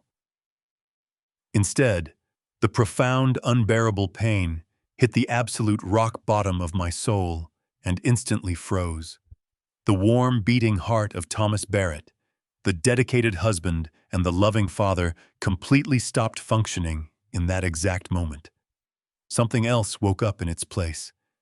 A chilling, terrifying sense of absolute clarity washed over my entire being. The lingering affection I held for the boy I raised was instantly eradicated. Jason was not an innocent victim in this. He had sat in the diner just hours ago, treating me like a pathetic burden, completely loyal to the man who had funded his lavish trust account with my stolen money. The magnitude of their collective theft was incomprehensible. They had not merely stolen my company, my assets, and my freedom. They had stolen my fatherhood. They had stolen my youth. Every drop of sweat I poured into building my legacy had been secretly harvested by parasites who viewed me as nothing more than a highly efficient machine. Diane's demand for a 10-year prison sentence finally made perfect sense. She did not just want me out of the way to enjoy the money. She needed me permanently silenced, so I would never have the opportunity to uncover the deeply buried medical records that proved her lifelong infidelity. She wanted me to die alone in a concrete cell, firmly believing that I had lost a loyal family, never realizing that I had been a pawn in her twisted game since the very beginning. I slowly placed my rough, calloused hand flat against the cool surface of the wooden desk. My mind was driven by a dark, relentless purpose. I realized that my entire perspective on justice had fundamentally shifted in the span of 5 minutes. An hour ago, my primary objective had been gathering enough evidence to clear my name, reclaim my stolen shares, and secure a comfortable financial future. I had harbored a small, foolish hope that perhaps I could somehow salvage a functional relationship with Jason. That pathetic, weak version of myself was officially dead. I no longer cared about simply getting my money back. Reclaiming my corporate empire was no longer the ultimate goal. It was merely the first necessary step in a much grander, far more destructive campaign. I turned my head and looked directly at Michael Gallagher. He sat perfectly and completely still in his worn leather desk chair, watching me with deep concern and quiet anticipation. He knew the devastating impact of the document on the screen, and he was waiting for me to shatter into a million pieces. I did not blink. I stared into his tired, cynical eyes with an expression of absolute, terrifying resolve. I kept my voice incredibly low, speaking with a smooth, dangerous calm that seemed to lower the temperature in the smoky basement office. I told him that I did not just want the company back anymore. I told him that I wanted to destroy them absolutely and completely. Michael Gallagher did not flinch at the icy conviction in my voice. He simply nodded, reached across his desk, and poured himself another glass of cheap whiskey. We did not leave his smoke-filled basement office for the next 72 hours. The air inside the room grew incredibly heavy and stale, thick, with the distinct smell of old legal paper and bitter, dark roasted coffee. Despite the grueling physical toll of our prolonged isolation, neither of us felt the slightest desire to sleep. My mind was operating on a level of pure, unadulterated focus that I had not experienced since my early days of building the company. We were no longer planning a standard civil lawsuit. Filing a conventional grievance in a corporate court would only give Martin Cole the opportunity to hire armies of expensive defense attorneys. It would allow him to drag the proceedings out for years while he quietly moved his stolen assets into untouchable offshore accounts. I did not want a quiet settlement. I wanted total, absolute annihilation. We needed a weapon that would bypass the traditional legal system entirely and strike directly at the very foundation of his illegitimate empire. I had spent 9 years locked in a cage stripped of my dignity, name, and freedom. I had endured the brutal, soul-crushing reality of maximum security confinement, while the architects of my misery slept comfortably in silk sheets. They thought they had successfully buried a weak, trusting fool. They did not realize that the immense pressure of their betrayal had forged me into something entirely different. We were going to dismantle their perfect lives piece by piece, leaving them with absolutely nothing but the horrifying realization of their own catastrophic failure. On the crisp morning of the second day, Mike pulled a heavy dust-covered cardboard storage box from the very bottom shelf of his filing closet. It contained the original foundational legal documents from the creation of our logistics firm over 30 years ago. I watched closely as he carefully smoothed out the yellowed typewritten pages of our initial limited liability company charter. I had meticulously drafted that specific document myself when Martin and I first went into business together. Back then, I was a young, highly cautious entrepreneur who desperately wanted to ensure that my intellectual property would always remain protected from corporate espionage or internal sabotage. I had insisted on weaving a highly specific draconian contingency clause deep into the dense corporate bylaws. It was a flawless fail-safe mechanism that seasoned corporate lawyers commonly refer to as a poison pill. Mike Reed, the complex legal clause, allowed his gravelly voice growing remarkably stronger with every single word. The contractual stipulation was explicitly and undeniably clear. It stated that if any founding partner was ever convicted of corporate fraud, and it was later definitively proven with material evidence that the fraud was orchestrated, facilitated, or manipulated by another founding partner, the offending partner immediately and permanently forfeited their entire ownership stake. But the magnificent cruelty of the clause did not stop at corporate shares. It strictly mandated that the traitorous partner must surrender 100% of all personal assets, residential real estate, and private financial holdings tied to the wealth generated by the firm. Every single penny was to be immediately transferred back to the victimized partner, along with 3 decades of aggressive compounding interest. Because Martin had been so incredibly arrogant in his victory, he had never bothered to officially dissolve the original corporate charter. He had simply rebranded the company name to Cole Global, completely forgetting the foundational legal framework that still governed the massive enterprise.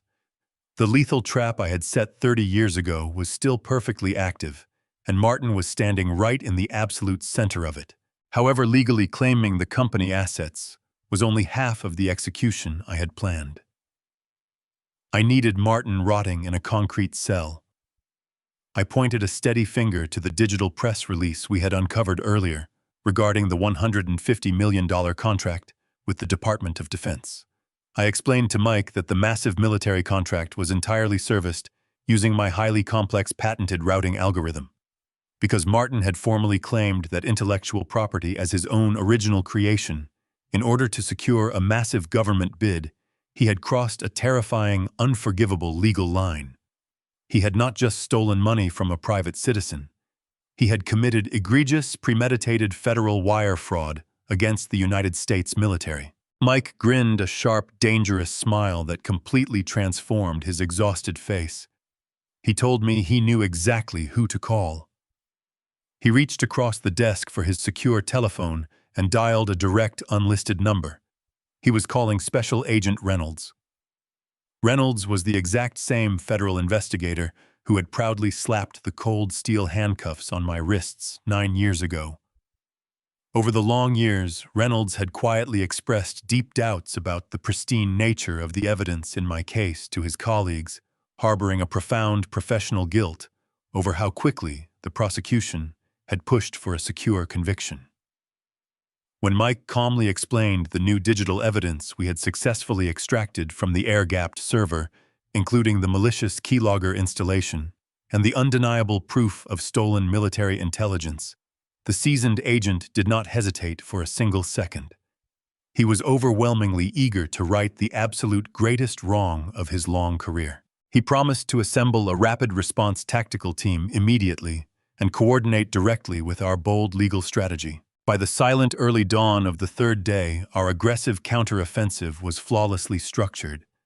We possessed the irrefutable digital evidence of the framed conviction, we controlled the lethal corporate poison pill, and we had the full, unwavering backing of the federal government. All we needed now was the perfect, highly visible stage to publicly drop the guillotine. Mike logged into the local high society pages on his encrypted laptop, to track Martin Cole's public corporate schedule. He found the perfect answer almost immediately. Martin was currently scheduled to host a massive, highly publicized black tie charity gala this coming Friday night at the historic Drake Hotel in downtown Chicago. The lavish, opulent event was ostensibly organized to celebrate his new military logistics contract, but the exclusive guest list revealed its true underlying purpose. Martin was planning to use the grand, glittering stage to officially introduce Jason to the corporate elite as the incoming chief operating officer and the sole future heir of the entire logistics empire. I stared at the promotional photograph glowing on the monitor. It showed Martin, Diane, and Jason smiling in their tailored evening wear. They looked like the perfect, untouchable American family. They were preparing to celebrate the culmination of their 30-year deception in front of the most powerful politicians, wealthy investors, and military generals in the city. It was the pinnacle of their arrogance. I stood up from the folding chair, my muscles stiff from the cold room, but my spirit feeling entirely unbroken.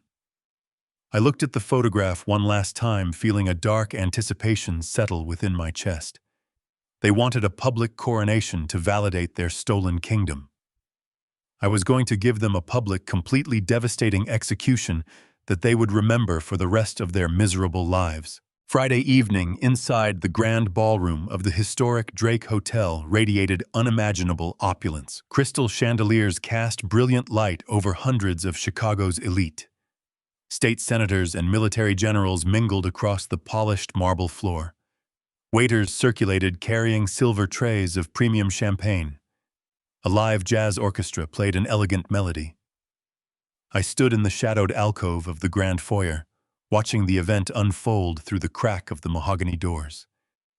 Martin Cole stood at the center podium on the raised main stage. He basked in the adoration of the crowd, adjusting his silk bow tie with a satisfied smile. He prepared to deliver his keynote address, ready to publicly claim credit for the military contract my stolen algorithm had secured. Sitting at the prestigious head table below the stage was Diane.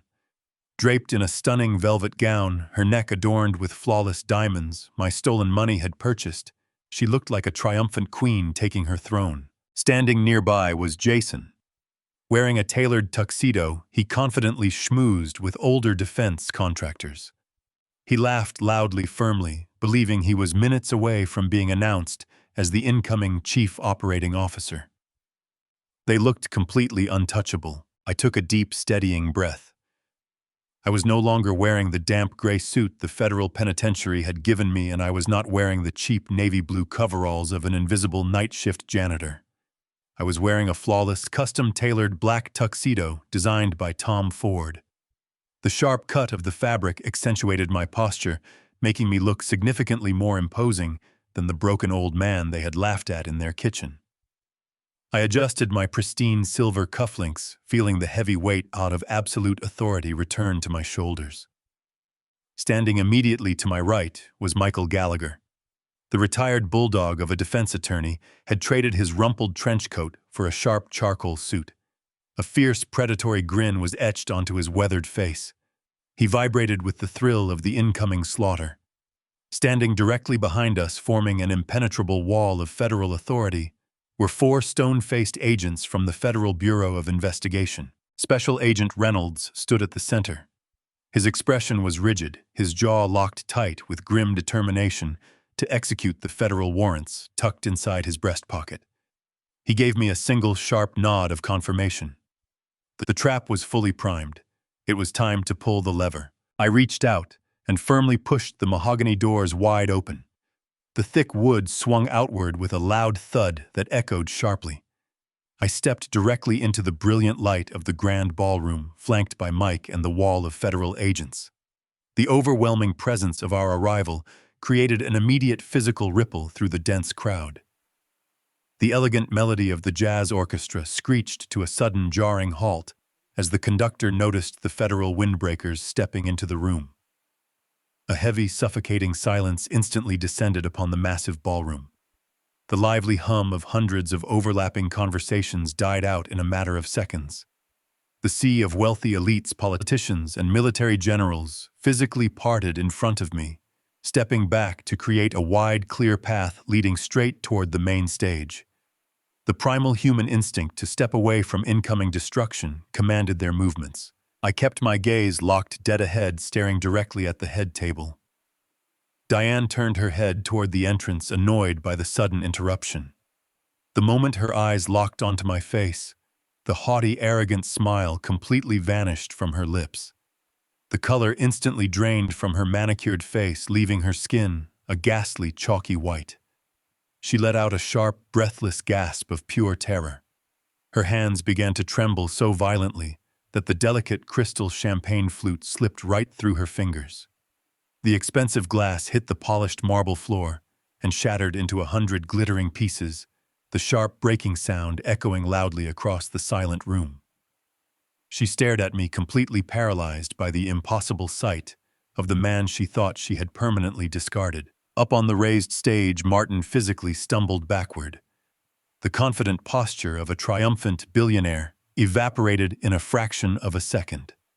He aggressively gripped the edges of the wooden podium, his knuckles turning stark white as he desperately tried to keep his balance.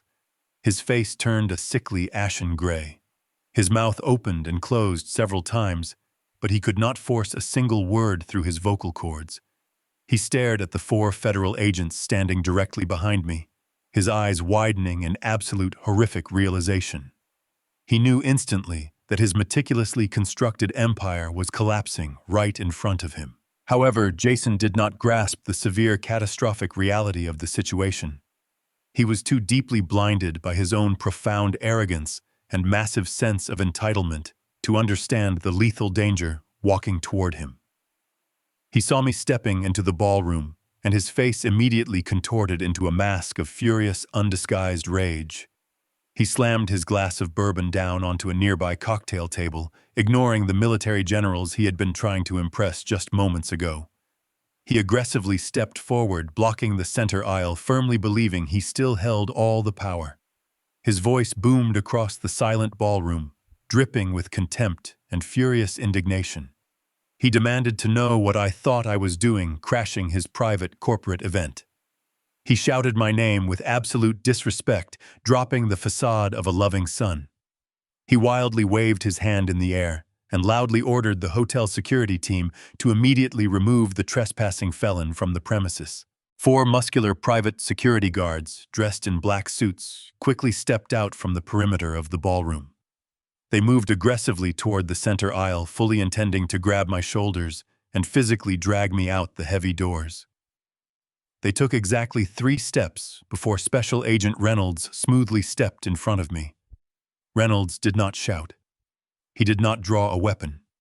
He simply reached into his jacket pocket and flipped open his leather wallet, revealing the shining gold badge of the Federal Bureau of Investigation.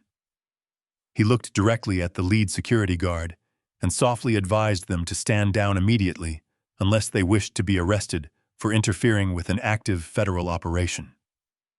The 4 private guards froze instantly, raising their hands in compliance, and quickly backed away into the shadows. Jason stood completely frozen in the center of the aisle, his arrogant bravado instantly shattering as the horrifying reality of the federal badges registered in his mind. He slowly took a step backward, his mouth falling open in silent shock. I did not look at him. I did not waste a single word on the boy who had gladly lived off my stolen wealth. I walked straight past him, leaving Jason trembling in the crowd. I approached the velvet-lined stairs leading to the main platform. Every single eye in the grand ballroom was fixed on me. I calmly climbed the steps, the fabric of my custom tuxedo moving with quiet, lethal elegance. I stepped up to the wooden podium. Martin was visibly hyperventilating, his eyes darting frantically around the room, searching for an exit that did not exist. I looked into his terrified eyes with absolute freezing calm. I reached out my hand, perfectly steady, and firmly took the microphone directly from his violently trembling fingers. I adjusted the heavy microphone stand, bringing it closer to my mouth. The screech of audio feedback pierced the dead silence of the ballroom, causing several prominent politicians to visibly wince. I looked out over the sea of bewildered faces. Hundreds of the most powerful individuals in Chicago stared up at me, their champagne glasses frozen in midair. I let the silence stretch for 5 agonizing seconds, commanding the attention of every person in the room. I took a slow, deep breath, feeling the weight of the last 9 years lifting off my shoulders. I spoke with a calm, resonant authority. I said good evening to the distinguished guests. I formally introduced myself as Thomas Barrett, the true founder of the logistics empire they were celebrating tonight. Shocked whispers rippled through the crowd. I turned my head slowly, locking my eyes onto Martin Cole. He was standing a few feet away, sweating profusely, looking like a trapped animal. I told the audience that Martin recently asked me to sign a restrictive contract. I reached inside the interior pocket of my custom-tailored tuxedo jacket. I pulled out a thick, sealed manila folder and held it up for the entire ballroom to see. I told them I brought the paperwork with me tonight, just as he requested. I stepped away from the podium and walked directly over to Martin. His chest heaved with panicked breaths. He instinctively raised his hands, desperately trying to back away, but the edge of the stage blocked his retreat. I aggressively shoved the manila folder against his chest, forcing his trembling hands to grasp it. I leaned in close, keeping my voice loud enough for the microphone to pick up every word. I told him the document inside was not a non-disclosure agreement. I told him it was an authorized federal warrant from the Federal Bureau of Investigation. I announced clearly that he was being charged with corporate espionage, systemic wire fraud, and defrauding the United States Department of Defense. The grand ballroom erupted. The collective gasp of 500 wealthy elites sounded like a sudden violent intake of oxygen. Panic flooded the room. Several military generals immediately stood up, their faces flushed with righteous fury, as they realized they had just awarded a massive defense contract to a criminal syndicate. Special Agent Reynolds did not waste another second. He stepped onto the stage with swift tactical precision, followed closely by 2 armed federal agents. Reynolds grabbed Martin by the shoulders, forcefully spinning him around. The sharp metallic clatter of heavy steel handcuffs locking around Martin's wrists echoed loudly over the chaotic murmur of the crowd. Martin's knees completely buckled, his entire empire instantly vaporizing as the agents physically restrained him. Down on the main floor, the facade of untouchable elegance shattered. Diane let out a shrill, piercing scream that cut through the noise of the panicked crowd. She abandoned her carefully cultivated poise and aggressively pushed her way through the bewildered politicians. She charged up the carpeted steps of the stage, her velvet gown trailing wildly behind her. She lunged directly at me, her face contorted into a mask of pure hatred. She raised her hands and violently slapped my chest, her diamond rings catching the stage lights as she struck me. She screamed at the top of her lungs, her voice cracking with absolute hysteria. She called me a vindictive bastard. She screamed that I was completely ruining our beautiful family, destroying everything they had built. I did not flinch. I did not step back. I stood perfectly still, letting her strike my chest a second time before a federal agent stepped forward and firmly restrained her arms behind her back. She struggled wildly against the agent's grip, her flawless makeup ruined by streaks of dark mascara and furious tears. I looked down at her, feeling absolutely nothing but profound, icy disgust. The woman I had loved, the woman I had built a fortune to protect, looked like a desperate, pathetic stranger. I shook my head slowly, staring into her wide, panicked eyes. I told her that she did not have a family. I told her she only had a parasitic arrangement funded by my stolen labor. I turned my attention away from my frantic wife and looked toward the edge of the stage. Michael Gallagher was standing quietly near the main audiovisual control panel. He looked at me, his eyes gleaming with dark satisfaction.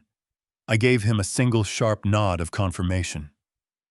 Mike firmly pressed the primary input button on his remote override device. The massive projector screens mounted behind the stage instantly flickered to life. The glowing corporate logos disappeared completely. They were immediately replaced by the undeniable digital evidence we had extracted from the hidden servers. The screen flashed the encrypted emails Diane had sent to Martin 11 years ago. The text was magnified perfectly, allowing every politician, investor, and military general in the room to read her exact malicious words. They read her explicit instructions, detailing how to route the stolen cartel money through my personal banking portals. They read her ruthless demand, begging them to ensure I received a minimum of 10 years in a maximum security prison so she could comfortably liquidate my private assets. The collective silence in the room deepened into a horrifying, suffocating void. The elite society of Chicago stood frozen, completely paralyzed by the unadulterated evil displayed on the massive screens. Diane stopped struggling against the federal agent. She stared up at her own vicious words, her mouth hanging open in silent, absolute horror. She knew there was no possible defense left. She knew no plausible lie could explain away the concrete digital proof of her betrayal. But I was not finished. The true devastation had not yet been delivered. I gave Mike one final signal. The projector screen shifted again, dissolving the treacherous emails and replacing them with a scanned, highly magnified copy of the clinical laboratory document. The official medical stationery glowed brightly against the dark backdrop of the stage. I looked down into the crowd and locked eyes with Jason. He was standing completely motionless at the front of the center aisle. The arrogant, condescending smirk he had worn at the diner was entirely gone. His face was twisted in profound, agonizing confusion as he read the demographic information printed on the screen. He read his own name. Then he read the name of his biological father. The probability of paternity was displayed in massive, bold numbers. 99.9%. The crushing reality slammed into his mind with the force of a physical blow. He physically staggered backward, bumping a small cocktail table, his eyes darting between me, his mother, and the handcuffed billionaire he called his uncle. I walked slowly to the edge of the wooden stage, looking directly down at the trembling young man who had gladly spent my stolen money. I kept my voice perfectly even, broadcasting my final judgment loudly and clearly through the microphone. I looked at Jason, then shifted my gaze to my frantic wife. I told Diane I did not ruin this family tonight. I told her she ruined it 28 years ago when she built a life upon completely grotesque lies. I pointed directly at the handcuffed man behind me. I looked back down at the stunned boy in the crowd. I told Jason to meet his real father. I told them they absolutely deserved each other. The grand ballroom instantly transformed into a frantic stampede. Politicians realized they were standing in a federal crime scene and sprinted toward the exits. A state senator shoved through bewildered guests, barking orders into his phone to distance his campaign from our logistics firm. Military generals quickly grouped together, furious, as they ordered aides to contact the Pentagon. They knew federal auditors would arrive by morning. The elegant charity gala evaporated into a pathetic display of self-preservation. Jason remained frozen on the main floor. His crystal glass was forgotten. He stared at the projector screen, tracing the paternity results, hoping the words would magically rearrange themselves. The devastating truth was finally penetrating his thick, arrogant skull. He slowly turned, pulling his shocked gaze away from the document to look directly at Martin. The very man he had called his uncle, the man who had funded his lavish lifestyle and secured his prestigious corporate position, was actually his true biological father. The revelation did exactly the opposite of bringing them closer. Jason's eyes darted toward the armed federal agents firmly holding Martin's shoulders. The profound realization finally washed over him.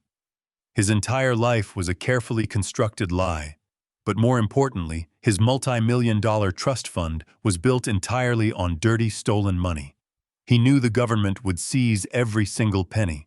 He was no longer the wealthy heir to a logistics empire. How was the illegitimate son of a convicted federal traitor? He stumbled backward, unable to process the total destruction of his privileged existence. Up on the elevated stage, the dark reality settled over Martin with crushing weight.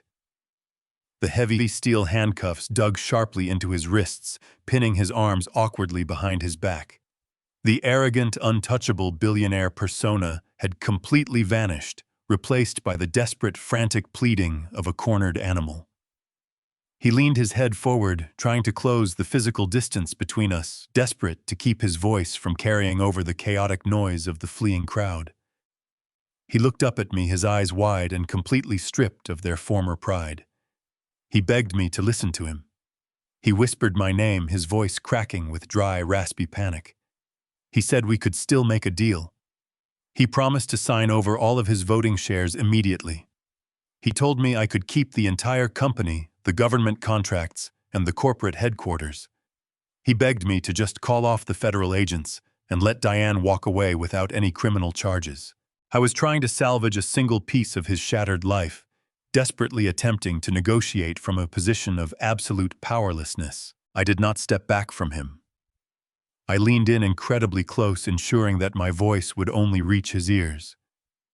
I wanted this moment to be profoundly intimate. I stared directly into his panicked, bloodshot eyes, keeping my expression perfectly calm and entirely devoid of mercy. I told him he fundamentally misunderstood the situation. I explained that we were not negotiating a corporate settlement. I reminded him of the original limited liability company charter we had mutually drafted and signed over 30 years ago. I slowly recited the exact phrasing of the poison pill contingency clause I had personally woven into the foundational bylaws.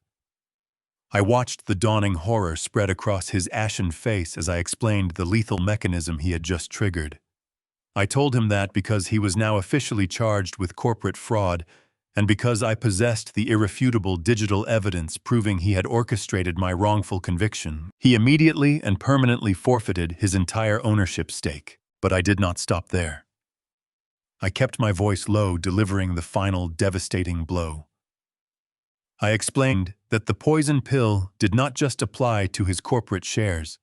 It explicitly mandated the immediate surrender of all personal assets tied to the wealth generated by the firm. I looked him dead in the eye and told him I now legally owned 100% of the company. I told him I owned the massive estate in Highland Park. I owned the imported luxury cars sitting in his driveway. I owned every single dollar he had desperately tried to hide in his offshore accounts. I told him he had absolutely nothing left to bargain with. He was completely ruined. I stepped back, looking down at his trembling, defeated posture. I told him he was going to spend the rest of his natural life rotting in a federal cell, and Diane was going to be thrown out onto the cold streets. Hearing her name, Diane let out a sharp, agonizing sob. She had stopped fighting against the federal agent restraining her. The absolute finality of my words had broken her completely. The malicious, calculating woman who had orchestrated my imprisonment was gone. She suddenly dropped heavily to her knees, her expensive velvet gown pooling around her on the hard wooden stage. She looked up at me, sobbing real desperate tears this time. The theatrical crying she had performed in the kitchen was replaced by genuine, unfiltered terror. She begged me to show her mercy. She cried out my name, her voice shaking violently. She pleaded with me, swearing that she had absolutely nothing left. She reminded me that she had not worked a single day in 30 years. She sobbed that she did not even have a basic resume, no savings of her own, and no place to go. She raised her trembling hands, begging me to let her keep just a fraction of the marital assets, so she would not be entirely destitute. I looked down at the woman who had shared my bed for decades. I felt no pity. I felt no lingering affection. I only felt the cold, hard satisfaction of total justice. I did not bend down to help her up. I did not offer her a single word of comfort. I simply stepped around her kneeling form, treating her like an obstacle in my path. I looked down at her tear-streaked face and delivered my final response. I told her she should try calling Jason. I suggested that if she asked nicely, perhaps her son would let her sleep on his living room couch. I turned my back on her as she collapsed onto the stage, burying her face in her hands, letting out a loud, pathetic wail of absolute despair.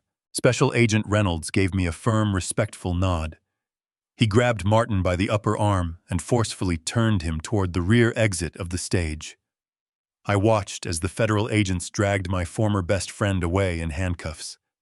The powerful billionaire stumbled awkwardly down the velvet stairs, humiliated in front of the very people he had tried to impress.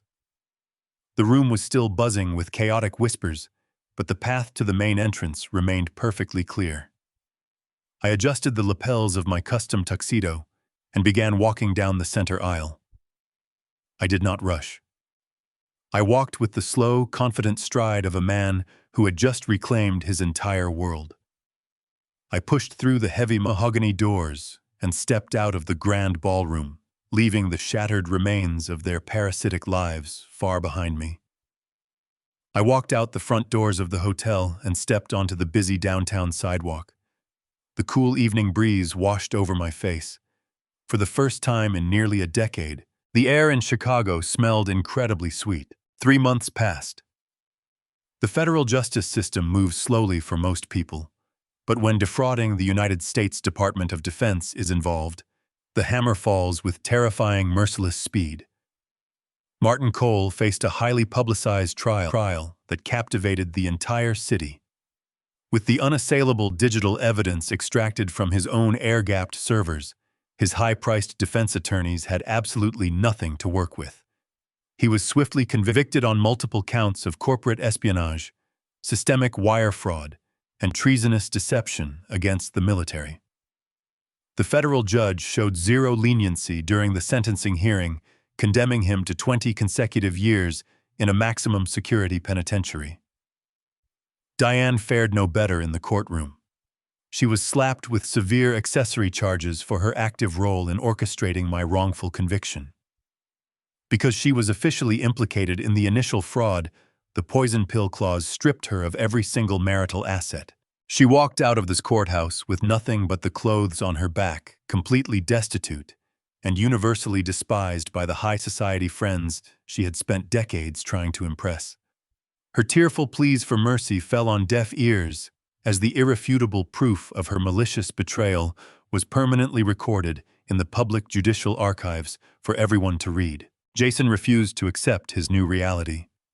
Driven by the same arrogant entitlement that had blinded him his entire life, he attempted to launch a massive civil lawsuit against me to reclaim his offshore trust fund. He hired a flashy attorney, loudly claiming the money was a legal inheritance from Martin. But Michael Gallagher dismantled his pathetic case in a single afternoon. Mike cleanly demonstrated to the presiding judge that the trust had been funded entirely by stolen corporate assets. The federal government immediately seized the entire account, liquidating the millions to pay mandatory restitution fines. Jason was left entirely bankrupt. Without his massive trust fund, his luxury sports car, or his prestigious executive title, his entire fabricated identity collapsed overnight. The last I heard from my private investigators, he was working as a mid-level shift manager at a big-box retail store out in the distant suburbs. He is currently struggling to cover the rent for a tiny, run-down apartment, desperately trying to pay off Diane's mounting legal fees while she awaits her own trial. The boy who had once sneered at me in a diner ordering me to stay in a cheap motel was now experiencing the exact financial humiliation he had casually wished upon me. With the parasites finally removed from my life, I returned to the massive estate in Highland Park. Walking through those heavy double mahogany doors as a free, vindicated man was an indescribable feeling. But the grand house still carried the foul, suffocating stench of their 30-year betrayal. Every single room was a meticulously decorated museum dedicated to their endless deception. So I hired a massive professional demolition crew. I ordered them to completely gut the entire interior of the mansion. We ripped out the imported marble countertops, tore down the expensive modern art, and shattered the crystal chandeliers that Diane had so proudly displayed for her wealthy friends. I took every single piece of custom furniture Martin and Diane had purchased with my money, dragged it out to the expansive backyard patio, and built a massive, towering bonfire. I stood in the freezing winter air, watching the velvet sofas and silk curtains burn to absolute ash. I watched the bright orange flames dance against the dark evening sky, physically and symbolically, purging the sprawling estate of their toxic, parasitic memory. I stood by the fire until nothing remained but glowing embers, feeling a profound, deeply satisfying sense of closure wash over my tired soul. Restoring my personal sanctuary was only the beginning of my resurrection. The corporate empire required immediate, decisive stabilization. The overwhelming scandal of Martin's dramatic public arrest had caused a brief, violent plunge in the company stock. Investors were panicked, and the board of directors was completely terrified of impending federal audits. But I stepped back into the executive boardroom with a steady hand and an unbreakable iron will. I officially renamed the corporation Barrett Logistics, permanently erasing the coal legacy from the global industry forever. I appointed Michael Gallagher as my new chief legal officer. He was handsomely compensated for his unparalleled loyalty and brilliant legal mind. He took immense visible pleasure in swiftly firing every single corrupt executive Martin had hired over the past decade. Within 2 months, I successfully renegotiated the highly lucrative Department of Defense contracts. I assured the nervous generals that the proprietary routing algorithm was safely back in the capable hands of its true patriotic creator. The volatile market responded incredibly well to my confident leadership, and the company stock steadily climbed back to its record high. The business community quickly realized that the original visionary had returned, bringing a renewed era of transparency and ruthless efficiency to the enterprise. Now, 3 months after that fateful night at the charity gala, I found myself standing in the sprawling executive suite on the 40th floor. The massive Italian oak desk I had hidden beneath during my covert infiltration was now polished and sitting proudly in the exact center of the room. I walked over to the floor-to-ceiling glass windows, looking out over the sprawling Chicago skyline. The towering skyscrapers pierced the low-hanging winter clouds, glowing brightly against the darkening evening sky. The monumental, crushing weight of the last decade had finally vanished from my weary shoulders. I had walked out of a federal prison with absolutely nothing but a cheap gray suit and a burning, relentless desire for justice. I had faced a billionaire thief, a treacherous wife, and a deceitful son, and dismantled their stolen universe. I was no longer a victim of a broken system. I was the undisputed architect of my own absolute redemption. The corporate empire was finally mine again, stronger than ever. I reached out and gently traced the smooth wooden edge of my executive desk, feeling the solid reality of my triumphant return. The painful wounds of the past were fully healed, replaced by a formidable armor built from undeniable resilience and unwavering determination. The storm had passed, leaving behind a clear, unclouded vision for the prosperous future that lay ahead of me. Every single obstacle they had placed in my path had ultimately transformed into a stepping stone toward my ultimate victory. I had reclaimed my name, my fortune, and my rightful place at the absolute pinnacle of the logistics industry. I took a deep, refreshing breath, savoring the incredibly sweet taste of pure, unadulterated freedom. They had tried to bury me in the dark, but they had foolishly forgotten that I was the one who controlled the light. My legacy was no longer a tragic tale of betrayal and loss. It was a powerful, enduring testament to the sheer strength of the human spirit. I stood tall in the quiet office, ready to face whatever new challenges the world dared to throw at me. I opened the top drawer of the desk and pulled out a small framed photograph. It was a picture of me taken on the very first day I launched this company, standing next to a single rusted delivery truck. I placed the heavy frame back onto the wooden desk. The grueling, agonizing war was completely over. I had emerged as the absolute victor. I was finally truly home. I take a sip of scotch. At 70 years old, society tells you your life is over. They told me 9 years in a cell would break me. But iron is forged in the fire. The amber liquid burns pleasantly as it travels down my throat, serving as a fiery reminder that I am still standing. They expected me to wither away behind those brutal concrete walls. They wanted me consumed by complete bitterness and the cold reality of a life sentence I did not deserve. But they were entirely wrong. Iron is not destroyed in the flames. It transforms. I look at a clean, empty desk. No pictures of a fake family. No illusions. It is a lonely victory, but a pure one. I am no longer blinded by the people I thought loved me. My past life was merely a beautiful lie. It was a carefully constructed facade built upon trust that was entirely misplaced. This fresh reality is stripped of all those toxic shadows. I gaze out across the vast office space. The walls are lined with tall windows that overlook the glittering skyline of a massive city I once ruled, briefly lost, and have conquered again. When the federal authorities first came for me nearly a decade ago, I was completely blindsided. I had built my company from a single rented room into a titan of industry. I had given my son everything. I provided a world-class education, a prime seat at the executive table, and the literal keys to the kingdom.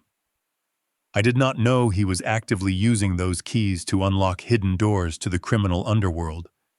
I did not know he was laundering millions through offshore accounts, burying his tracks so deep that the paper trail led directly to my desk. My own son stood in the courtroom wearing the expensive custom suit I bought him and testified against me. He played the tragic, disillusioned son perfectly. He wept convincingly on the stand. He told the jury how he had tried to stop me, how my personal greed had compromised our family name. I watched him lie under oath, realizing in that chilling moment that the boy I raised had died long ago. He was replaced by a ruthless, calculating stranger. I survived the ultimate betrayal not by breaking down, but by weaponizing my patience inside that dark, lonely prison cell. I outsmarted the people who thought they had buried me. The prison yard is a dangerous place for an old man, but it offers absolute mental clarity. There are no corporate distractions. There is only time. I used every single second of that precious time.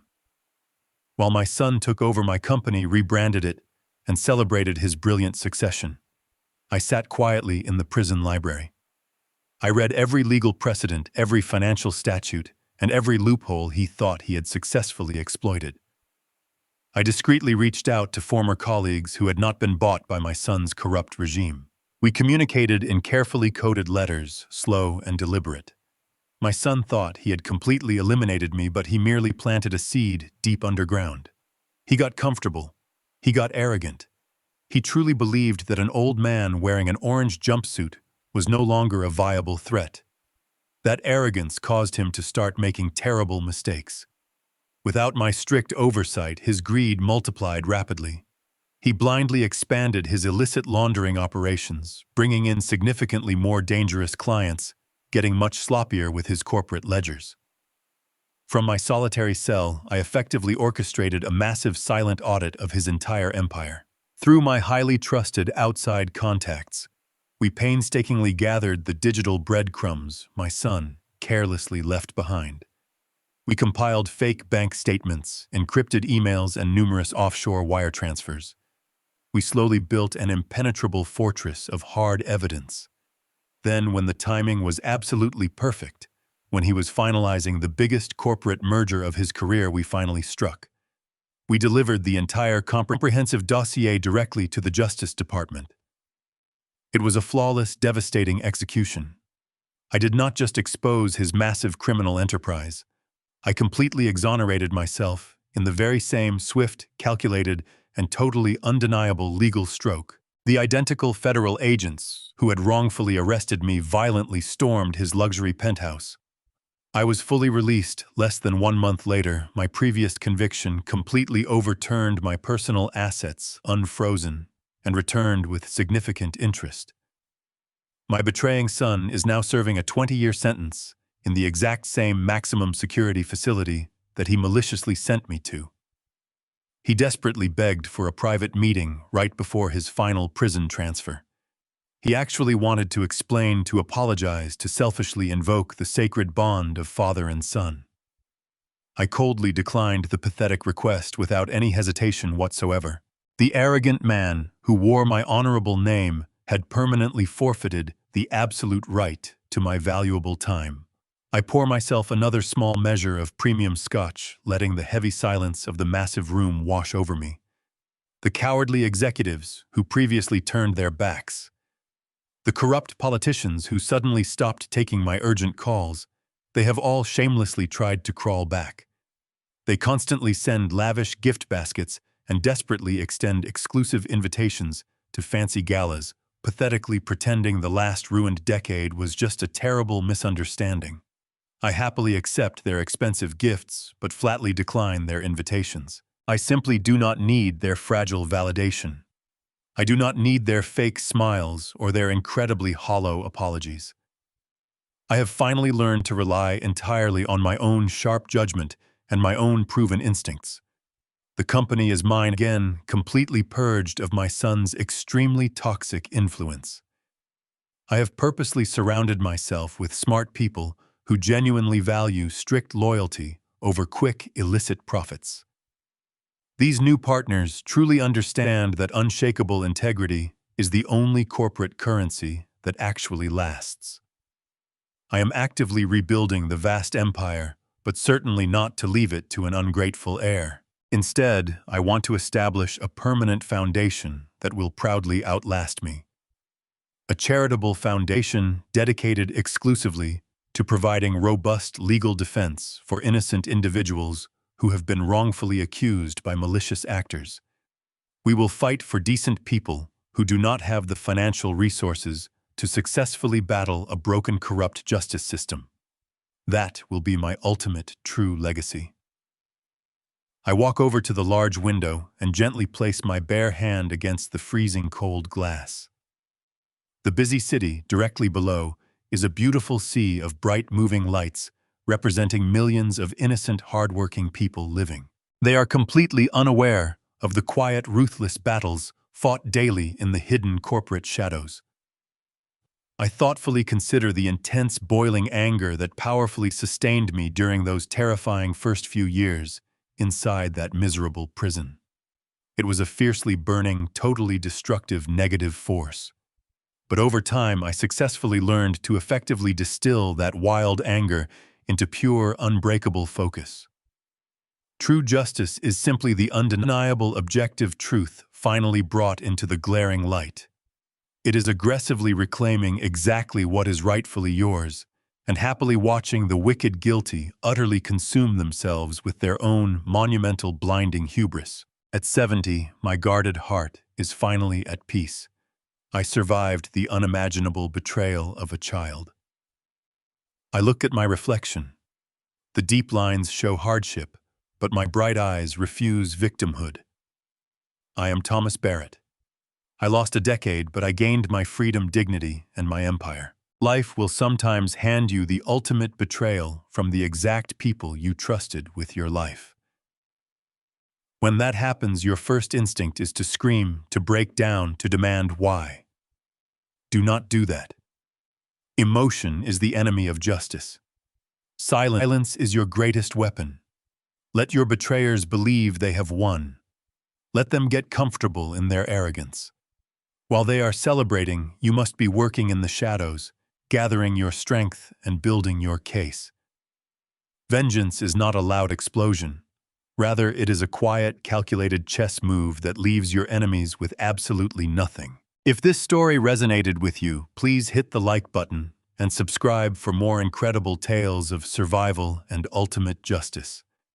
Have you ever experienced a shocking betrayal from someone you deeply trusted? How did you gather the strength to fight back? Drop your story in the comments below.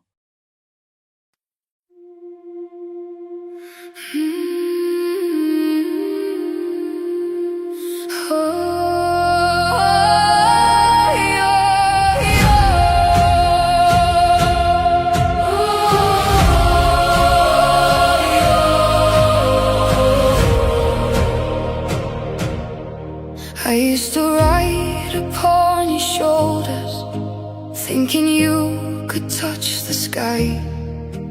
Every road felt less uncertain when I saw the world through your eyes. You were stronger than the mountains, taller than the northern pines. And when the winter winds were coming, you would stand between them and I. Time kept moving like the river, years slipped slowly out to sea. But no matter where life took me, you were always part of me. I am my Father's daughter, in every step I take, in every time I choose to stand. When it's easier to break, I carry your courage in my heart, your fire inside my soul.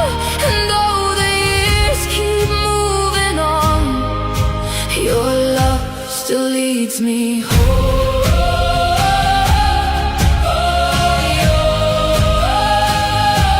You taught me strength is not in power, but in kindness when it's hard.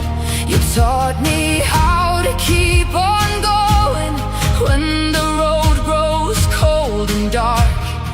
Every lesson, every story, every laugh around the flame lies within me like an echo, calling softly through my name.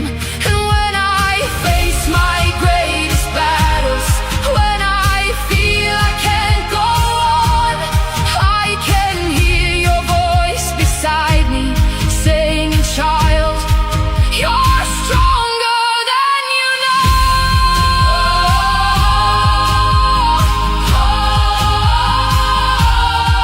I am my Father's daughter, in every step I take, in every time I choose to stand. When it's easier to break, I carry your courage in my heart, your fire inside my soul. And though the years keep moving on, your love still leads me home.